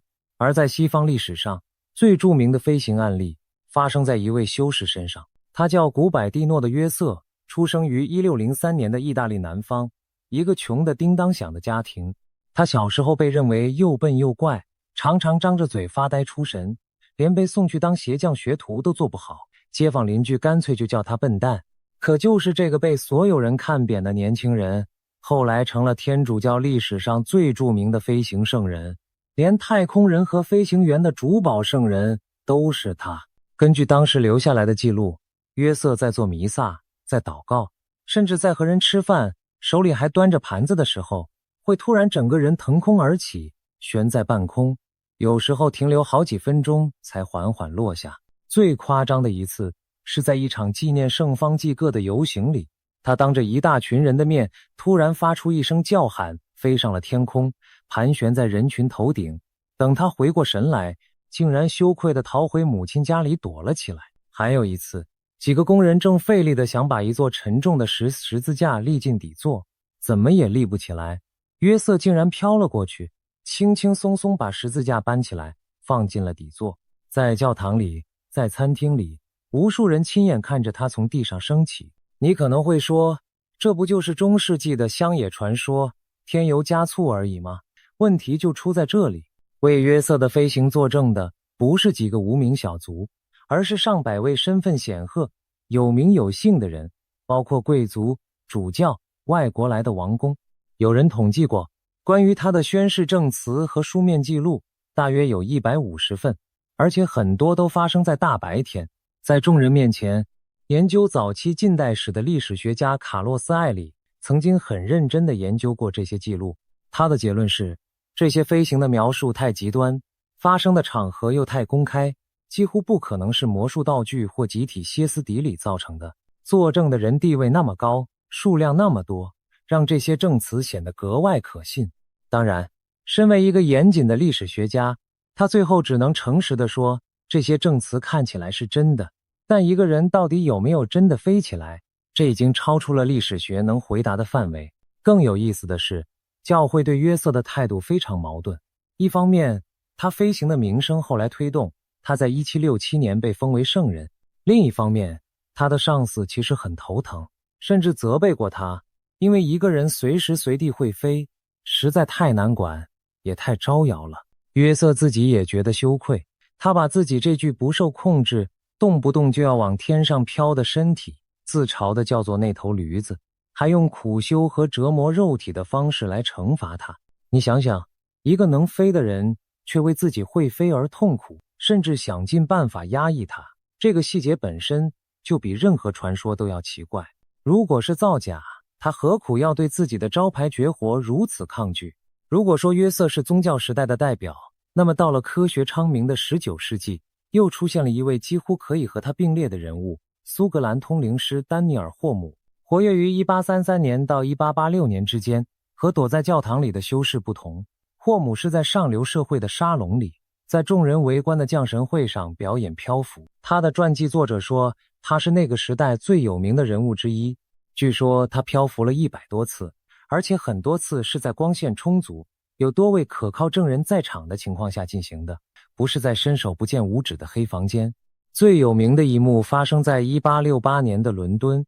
据在场者描述，霍姆从3楼的一扇窗户飘了出去，悬在半空，又从另一扇窗户飘了回来。霍姆一生最让怀疑论者抓狂的一点是，他从来没有在他活着的时候被当场抓到作弊。许多科学家试图揭穿他，最后却一个个被弄得灰头土脸。当时最顶尖的化学家之一克鲁克斯曾经用各种仪器测试过他，记录到一些他无法解释的现象，这让克鲁克斯本人付出了不小的名誉代价。当然，后世的研究者并不买账。霍姆最权威的传记作者、历史学家彼得·拉蒙特在仔细研究了一辈子的资料之后，最后给出的看法是，霍姆是个骗子，只不过他的手法到今天都还没有人能完整解释。你看，这句话本身就充满张力。一个被认定的骗子，他的把戏却无法被破解，这正是整个灵媒时代留给我们最吊诡的遗产。其中最有名的一组测试发生在1871年，克鲁克斯把一架手风琴放进一个特制的铜丝笼子里，霍姆只用一只手碰着琴的一端，而那只手始终在所有人的视线之内。据克鲁克斯记录，笼子里的手风琴竟然自己拉动，奏出了曲调。在另一组实验里，克鲁克斯用精密的弹簧秤去测量一块木板，霍姆只把指尖轻轻搭在木板的一端，秤上显示的重量却发生了明显的变化，仿佛有一股看不见的力量在向下压。要知道，克鲁克斯当时是英国皇家学会的会员，是发现了一种化学元素的大科学家。他坚持把这些观察发表出来，结果换来的不是赞誉，而是同行的嘲笑和孤立。直到今天，人们也说不清他到底是被一个天才骗子彻底愚弄了，还是真的撞见了某种科学还无法解释的东西。一个一流的科学家赌上自己的名声，也要说这是真的，这件事本身就足够让人沉思。其实在霍姆的时代前后，类似的灵媒一抓一大把，比如那位以掀桌子让物体在半空中漂浮闻名的女灵媒帕拉迪诺，也曾让不少科学家半信半疑。但他和大多数同行一样，最终都被怀疑论者和科学家逐一抓到了造假的破绽。除了西方，在东方的藏传佛教古老典籍里，也有不少关于修行者在深度禅定中悬浮的记载，描述僧人进入极深的专注状态后，仿佛可以暂时摆脱地心引力，安静地漂浮在离地数尺的地方。现代的怀疑论者当然会立刻提醒你，街头魔术师那种看似漂浮的把戏，其实只是一种利用视角错位的小技巧。网络上到处都是教学影片，看完你也能表演，所以问题就变得很尖锐。那些几百年前的飞行记录，会不会也只是同一类骗术？只是当时的人不懂门道。面对这个问题，科学家其实也有过大胆的猜想，有人甚至认真讨论过，这些人会不会是无意间操控了我们身体内部那种极其微弱、连接分子之间的范德华力，像调光开关一样，短暂地抵消了一部分重力。他们甚至联想到圣经里彼得在水面上行走的故事，怀疑那会不会也不是纯粹的神迹，而是一种关于人类心智潜能的隐喻。这些猜想听起来很离谱，但它至少说明一件事，连严肃的研究者都不敢轻易把这些记录全部当成谎言一笔勾销。悬浮还只是让人惊讶，接下来这位主角则直接让2个超级大国都紧张了起来。他叫妮娜·库拉金娜，出生于1926年的列宁格勒，也就是今天的圣彼得堡。他不是什么神秘教派的人物，而是一位参加过2战、当过坦克部队成员的家庭主妇。就是这样一个普通的苏联妇女，却在冷战期间掀起了一场横跨美苏的通灵军备竞赛。故事是这样开始的，据说库拉金娜某天在家里无意间发现自己只要高度集中注意力，就能让信封之类的小东西移动。她形容那种感觉是体内升起一股灼热，沿着脊椎往上爬，然后延伸到身体之外。在一个无神论主导、公开排斥一切神秘主义的苏联社会里，研究这种东西其实是要冒风险的，但他的能力实在太引人注目。从1960年代到1980年代，超过25个受人尊敬的研究机构，包括苏联科学院和莫斯科大学，都在严格控制的条件下研究过它。为了排除藏线和磁铁的可能，科学家把要移动的物体罩在密封的玻璃罩里，甚至放进真空中。结果很有意思，在密封玻璃罩下，它依然能让物体移动。唯独在真空里，他什么也做不到，仿佛他操控的那股力量需要某种介质才能传递。1968年，一些拍摄他移动火柴棒、拨动指南针磁针的影片被西方研究者偷偷带出了苏联。画面里，他有时用手势，有时只靠眼神死死盯着，物体就开始挪动。据报道，他甚至能改变雷射光的路径，能把浸在盐水里的鸡蛋、蛋黄和蛋白分开。但真正让全世界倒吸一口凉气的是1970年的一场实验。在列宁格勒一所军事医学机构里，库拉金娜据说只用意念就让一颗刚刚取出泡在能维持跳动溶液里的青蛙心脏停止了跳动。在场的苏联医生用电极监测着心跳，整个过程花了7分钟，而他自己的心率在这期间急剧飙升，光是准备就花了20分钟。接着他又试图反过来加快房间里一位对他充满怀疑的医生的心跳。2个人都接上了心电图机，一个能用意念停住心脏又能拨快心脏的人，这在当时听起来简直就是行走的武器。这种能力对他的身体是巨大的折磨。医学检查显示，他在展示这些能力时承受着极大的压力，脉搏一度高到每分钟200下，体重会在短时间内下降，血糖也会紊乱。一位英国研究者赫伯特曾经报告，当库拉金娜用手碰了一下他的手臂，他感到一阵剧烈的灼痛，手臂上出现了一个烧伤的痕迹，整整8天才愈合。正是这些从铁幕后面流出来的影片和报告，让美国坐不住了。一位后来投奔西方的捷克生化学家还曾透露，苏联的通灵实验室正在试图把这种能力武器化。美国于是发起了一项联合情报评估，专门研究他们所谓的苏联精神能量威胁。经过2年研究得出的报告认为，苏联正在发展通过某种难以察觉的方式控制或操纵人类行为的方法，而他们对这一领域的投入极其庞大。也正是在这样的恐惧下，美国自己的通灵计划被正式推上了台面。当然，我们必须非常公平地说，怀疑论者对库拉金娜的指控同样从来没有停过。从一开始，最早邀请他进实验室的那位老教授的年轻助手们就坚信他是用看不见的细线在愚弄这位轻信的老人。后来校方甚至下令停止实验，批评者一直认为他可能藏了磁铁和细线，那些灼热和烧伤也可能来自他自己悄悄藏着的东西。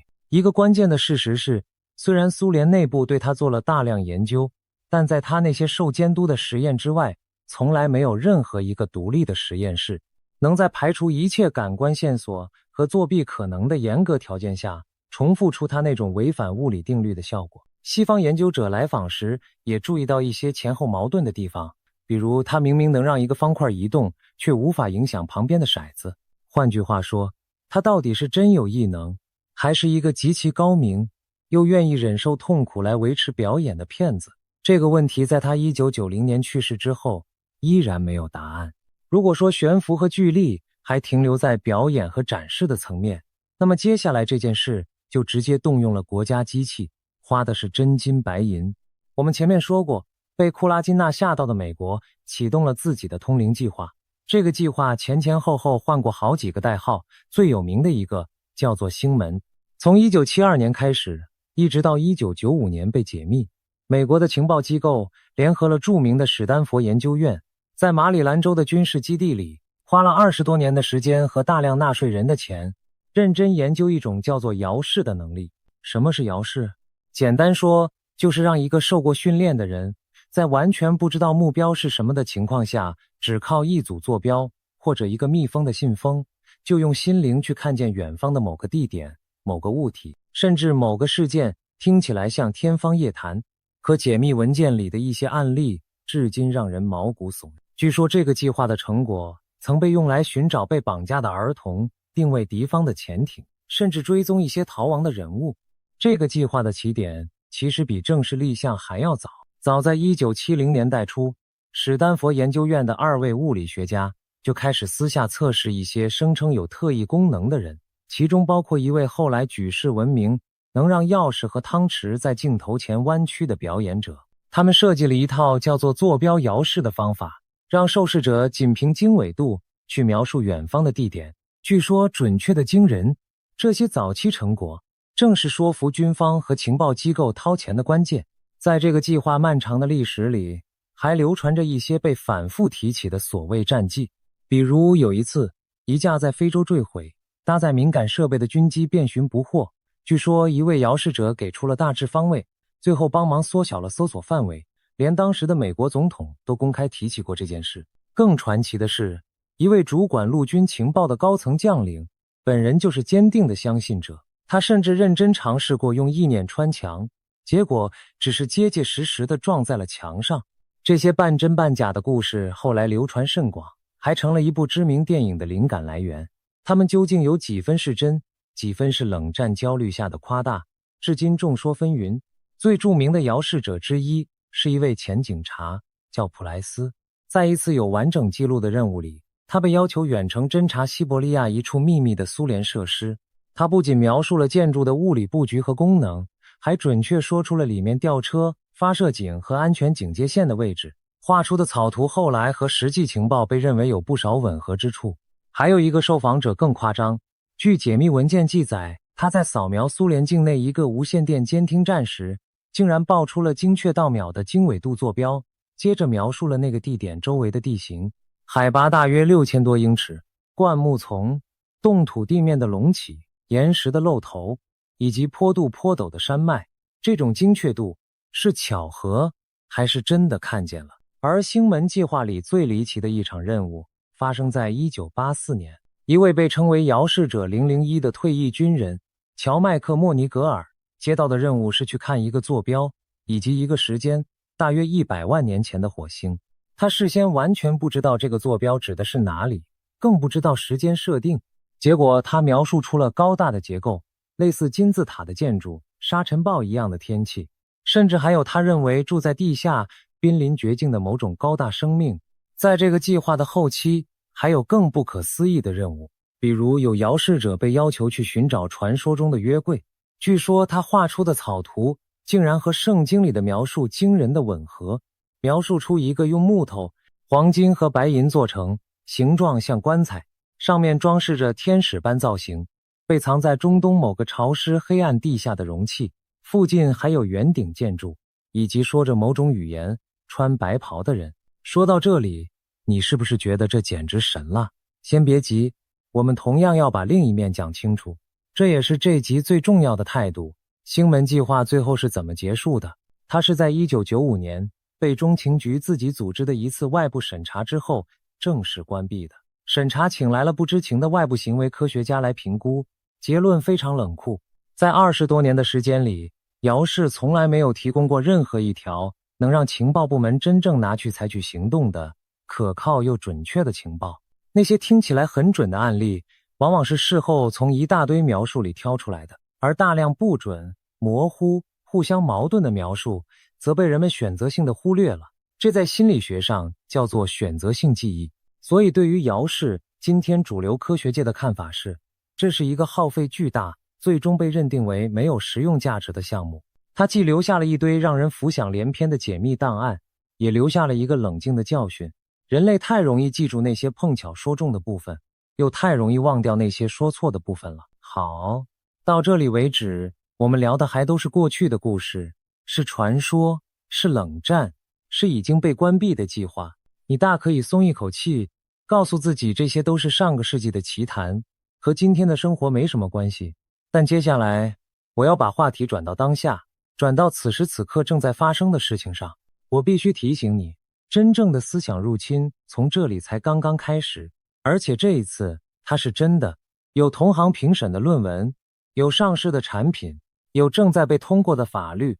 我们先看一段更黑暗的历史。早在1953年，美国中情局就启动了一项极度机密的精神控制计划，试图用药物、催眠和各种手段操控人的心智。这段历史后来部分解密，震惊了整个社会。也是在同一段时期，苏联被发现用微波长期照射美国驻莫斯科的大使馆，这就是著名的莫斯科信号事件。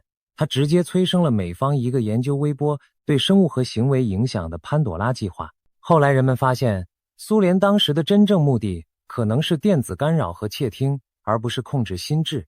但那种被看不见的射线笼罩的恐惧已经种下了。1961年，美国神经科学家弗雷第一个发表论文，证明了一个真实存在的现象：短脉冲的无线电波能让被照射的人在脑袋里听到咔嗒声和嗡嗡声。这后来被称为微波听觉效应。到了1973年，一位叫夏普的研究者，据说在一所陆军研究机构里，成功地把词语直接以调制过的微波传进了自己的脑袋。到了2002年，美国空军甚至为这样一种技术申请了专利，描述一种能把声音绕过耳朵直接送进人脑的装置。正是这些真实存在的研究，加上那项精神控制计划的阴影，催生了一个延续至今的现象。世界各地有不少人坚信，有人正在用无线电波把声音和念头塞进他们的脑子，逼他们做事。他们把这种技术叫做脑对脑传输。对此，我必须非常负责任地告诉你，主流医学和心理学界的看法是，这些自述被攻击的人，绝大多数其实是在经历一种未被诊断出来的状况，比如幻听或妄想。那些声音来自他们自己的大脑，而不是来自外部的射线。微波听觉效应确实存在，但它和那种能往你脑中持续灌输完整语句，甚至远程操控你行为的科幻武器，完全是两回事。把一个真实但极其有限的物理现象夸大成无所不能的精神控制机器，正是恐惧最喜欢走的那条路。包括近年来被热议的一些外交官出现的不明症状，至今也没有确凿证据证明那就是某种定向能武器在攻击大脑。所以对这类说法，我们既不全盘否定背后的物理基础，也绝不轻信那些被无限放大的阴谋版本。可是故事到这里出现了一个惊人的反转。就在人们以为读心只是患者的幻觉，只是冷战遗留的都市传说时，真正的读心术却在一个谁也没想到的地方悄悄诞生了，那就是严谨的戴着白手套的神经科学实验室。2023年，美国德州大学奥斯汀分校的研究团队公布了一套他们称为语义解码器的人工智慧系统。它能做什么？它能把一个人大脑的活动转换成连续不断的文字。受试者只要躺在功能性磁振造影机器里听一个故事，或者仅仅在心里默默地想象自己在讲一个故事，这台机器就能解读出他脑中内容的大意，输出成一段文字。注意，他读出来的不是一字一句的逐字稿，而是意思是你正在想的那件事的大概轮廓。它不需要在头颅里植入任何电极，是完全非侵入式的。它背后用的正是和那些大型聊天机器人同源的人工智慧模型。这套技术原本的善意目的是帮助那些中风或渐冻症患者，虽然意识清醒，却无法开口说话的人，重新与世界沟通。这里有一个关键的区别，值得我们特别留意。过去要想精确地读取大脑，往往得动手术，把电极植入颅骨内部。这类侵入式的技术虽然精准，却有很高的门槛和风险，愿意接受的人也少。而这套系统最让人不安的地方，恰恰在于它完全不用开刀，只靠在体外扫描就能读出意义。这意味着读心这件事的门槛正在被大幅拉低。曾经你的念头之所以安全，是因为没有任何人能在不切开你脑袋的前提下看见它。这是一道由生理结构提供的天然的防火墙。可是当机器隔着厚厚的头骨就能勾勒出你心中所想的轮廓时，这道天然的防线就出现了一道细小却致命的裂缝。研究者非常清楚这一点，他们在公布成果的同时也反复强调，必须在技术真正成熟之前，就先把保护心灵隐私的规则建立起来，否则一旦失控，后果将无法挽回。而这还只是冰山一角，除了把念头变成文字，另一条研究路线正在尝试把大脑看到的画面直接重建出来。研究者让受试者观看一张张图片或一段段影片，再用人工智慧去分析他们大脑视觉区的活动，竟然能还原出一幅幅模糊却可以辨认的影像，重建出受试者刚刚看过的东西。更有团队把这套思路用在睡眠和回忆上，试图一窥人在梦境或想象中看见的景象。把这些研究线索拼在一起，一个从前只存在于科幻小说里的图景正在慢慢成型。未来某一天，你脑中的文字，你眼前的画面，甚至你梦里的场景，理论上都可能被外部的仪器读取，并转译成别人看得懂的形式。当然，现阶段这些技术都还很粗糙，需要受试者长时间躺着配合，离随时随地偷读一个陌生人的脑袋还很远很远。但科技进步的速度往往超出所有人的预期，这也正是为什么全世界最清醒的一批学者要赶在那一天真正到来之前，就先把警钟敲响。你可能会觉得这还不够准，还需要训练很久，每个人都得重新校准，所以离真正的读心还很远。那么2025年的进展会让你更不安。同一个团队在这一年发表了改进版，新的方法甚至能适用于那些无法正常理解语言的人，而且训练时间从过去的很多小时大幅缩短到大约1个小时。受试者只要躺着看一段没有声音的卡通短片，系统就能快速适应这个全新的大脑。换句话说，那道原本需要长时间个人化训练的高墙，正在被一点一点推倒。更让人震撼的是，2025年，日本的研究者公布了一种被称为脑中字幕的技术。它不再依赖大脑的语言区，而是直接解读大脑视觉区和联想区里编码着意义的那部分活动，然后用深度学习模型把这些活动变成一句句通顺的描述。也就是说，你正在看什么画面，甚至你闭上眼睛正在回忆什么画面，这台机器都有可能读出来，再用文字把它写成句子。研究者把它称为一种把意义画成地图，而不是模仿说话的全新解码方式。请你停下来仔细想一想，这意味着什么？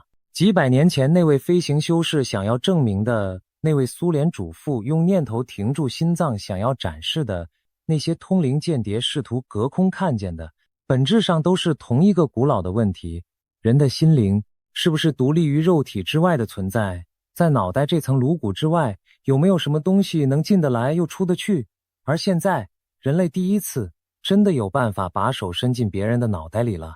只不过，伸进来的不是鬼神，不是异能者，而是一台机器，一套演算法。连这些研究者自己都在论文里反复强调，随着这类技术变强，关于心灵隐私的伦理保障将变得极其关键，否则后果不堪设想。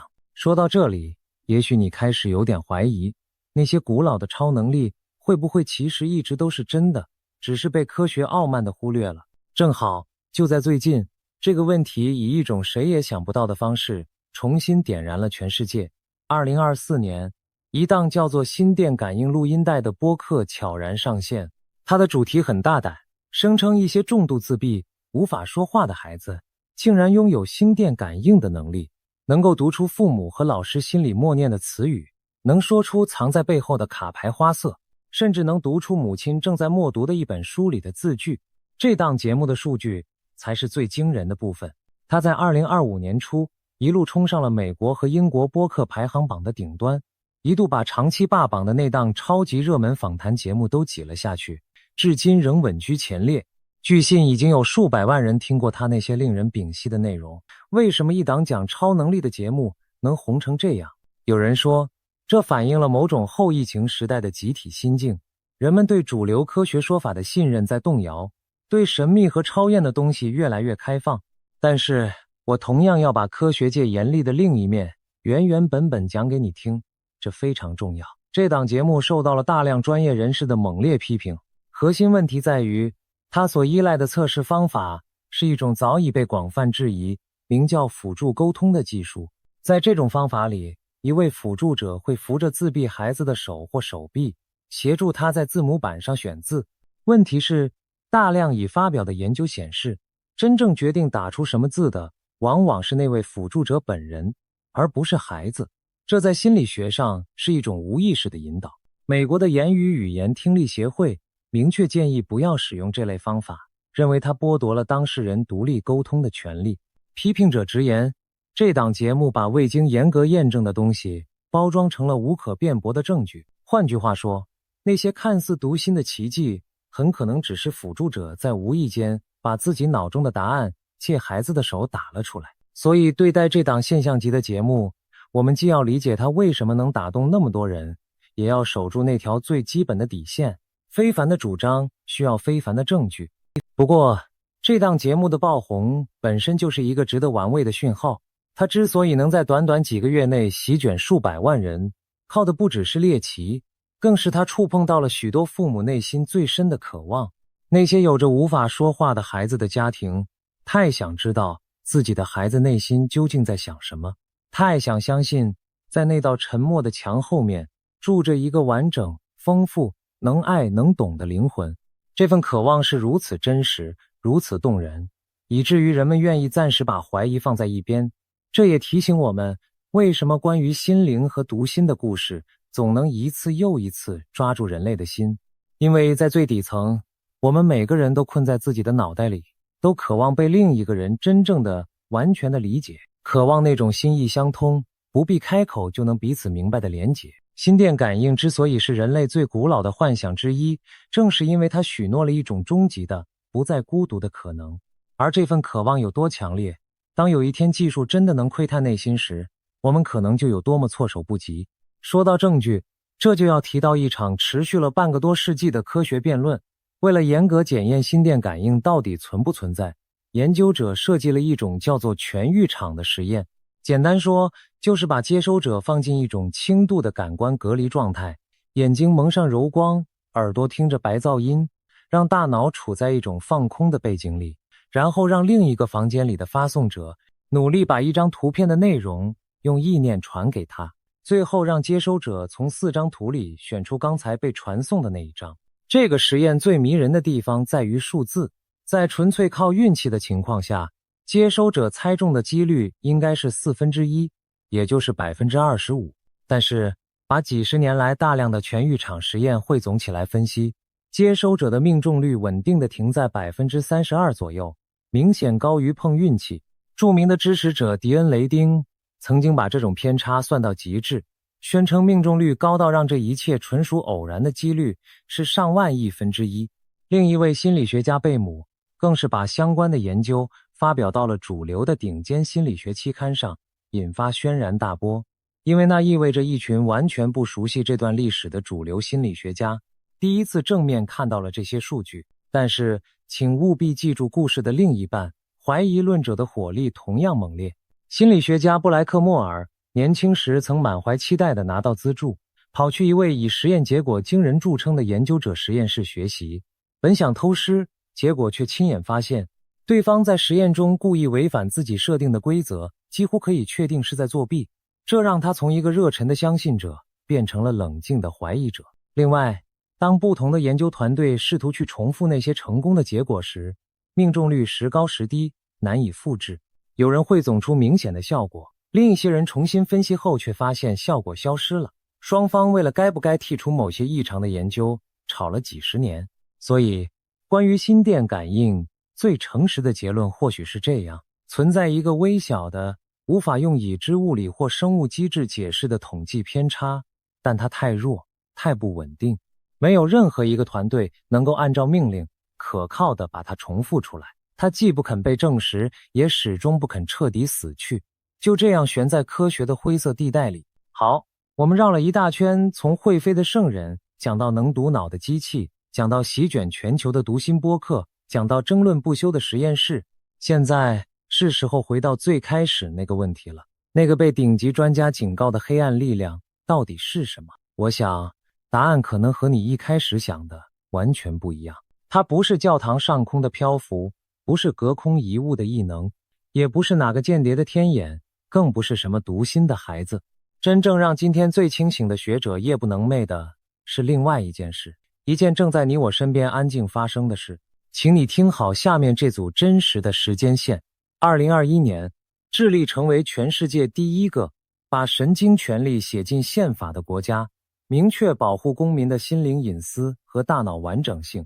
2023年，智利最高法院做出了一个被称为里程碑的判决，裁定一家美国神经科技公司必须删除它通过一款脑电头环从一位前参议员那里收集到的脑部数据。这是第一次有最高法院真的为心灵隐私动用了司法的牙齿。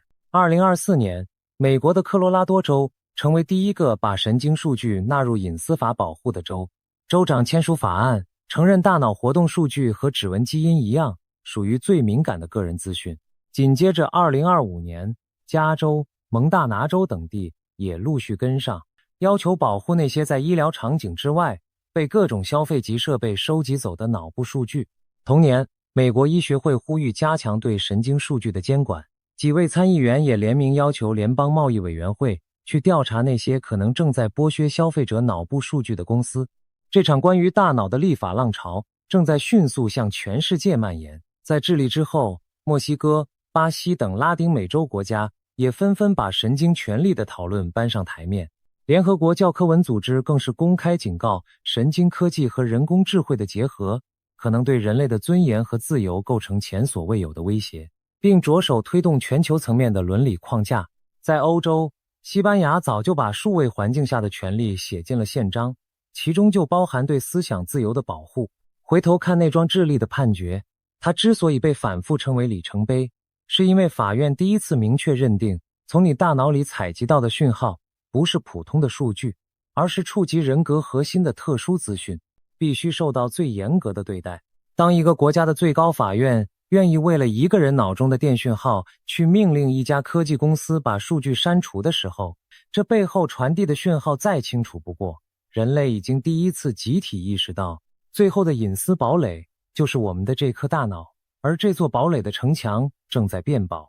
为什么这些国家和地区要这么急着立法去保护你的大脑？因为一份来自神经权利倡议组织的调查揭开了一个令人不寒而栗的事实。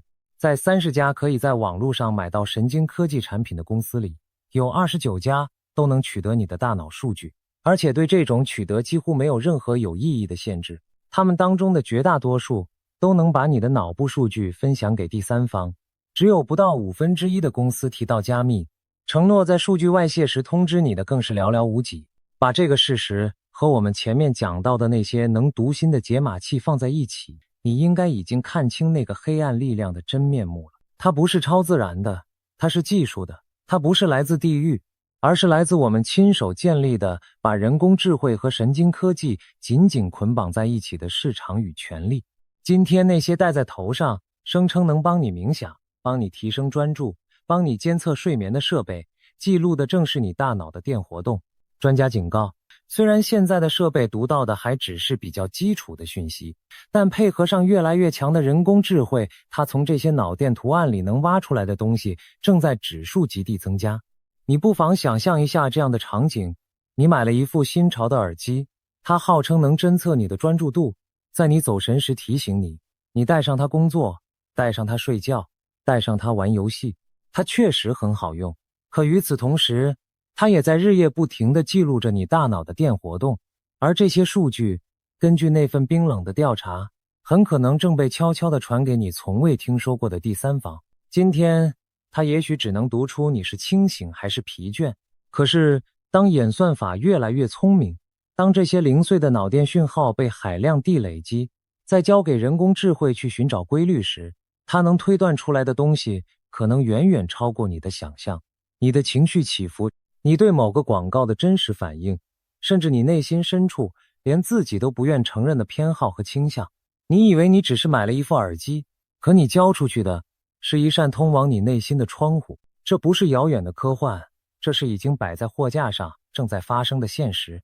当一台机器真的能把你没说出口的念头变成文字，当你的脑电波可以像你的浏览记录一样被收集、被分析、被打包出售的时候，那个延续了几百年的问题就有了一个全新的也更可怕的版本。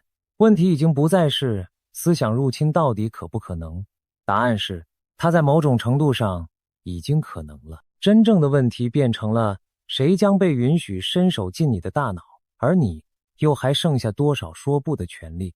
推动这些法律的学者尤斯特说过一句很关键的话：人的心灵不应该成为一个任人买卖的市场，神经数据应该得到和基因生物特征一样最高级别的法律保护。一个人是否愿意把自己的大脑活动贡献给人工智慧去训练，那必须是主动选择加入，而不是一个被默认勾选、被偷偷拿走的设定。在他看来，如果思想真的可以被记录、被分析、被出售，那么那些为指纹和信用卡号设计的传统隐私法可能早就过时了。我们需要一整套全新的关于认知自由的权利。所以你看，从1603年那个为自己会飞而痛苦的笨蛋修士，到列宁格勒那个用念头停住心脏，自己心率却飙到200的主妇，到马里兰基地里那个闭着眼睛看火星的退役军人，再到今天躺在扫描仪里被机器读出心中默念的普通人，人类其实一直在追问同一件事：我们的意识究竟有没有边界？而历史给出的答案正在我们这一代人手里发生最彻底的翻转。过去，我们渴望突破那层颅骨，向外伸出心灵的触角，去看、去听、去飞。如今，我们却不得不反过来，拼命守住那层颅骨，因为这一次是别人想要伸手进来。那些古老的悬浮、聚力和透视，最后或许都会被证明只是传说，或是高明的骗术，又或者是某种我们至今无法理解的微弱偏差。但他们背后那个关于心灵与肉体界限的问题，却意外的在这个人工智慧的时代变成了最紧迫的现实。那个被顶级专家反复警告的黑暗力量，从来就不在遥远的彼岸，不在地狱，也不在外太空，它就坐在你我每天戴上的耳机里，藏在那些承诺要读懂你情绪的设备中，潜伏在每一份你随手点下同意的条款背后。它没有獠牙，没有利爪，它只是一行行安静运行的程式码和一份份你从来没读完的隐私协议。最后，我想留给你一个问题，也是这集真正想让你带走的东西。当有一天，连你脑海里那个最隐秘、从未对任何人说起的念头，那个你自己都觉得羞于承认的想法，都可能被一台机器读取，被某个你看不见的力量记录下来，甚至拿去交易的时候，你还能不能守住属于你自己的最后那一点点思想的自由？或者换个更尖锐的问法，当思想本身都不再是秘密的时候，所谓的你，所谓的自我，又还剩下什么？这个问题没有人能替你回答。我们留到下一集继续往下挖，挖一挖那些走在最前线的人究竟想用这把钥匙打开一扇怎样的门。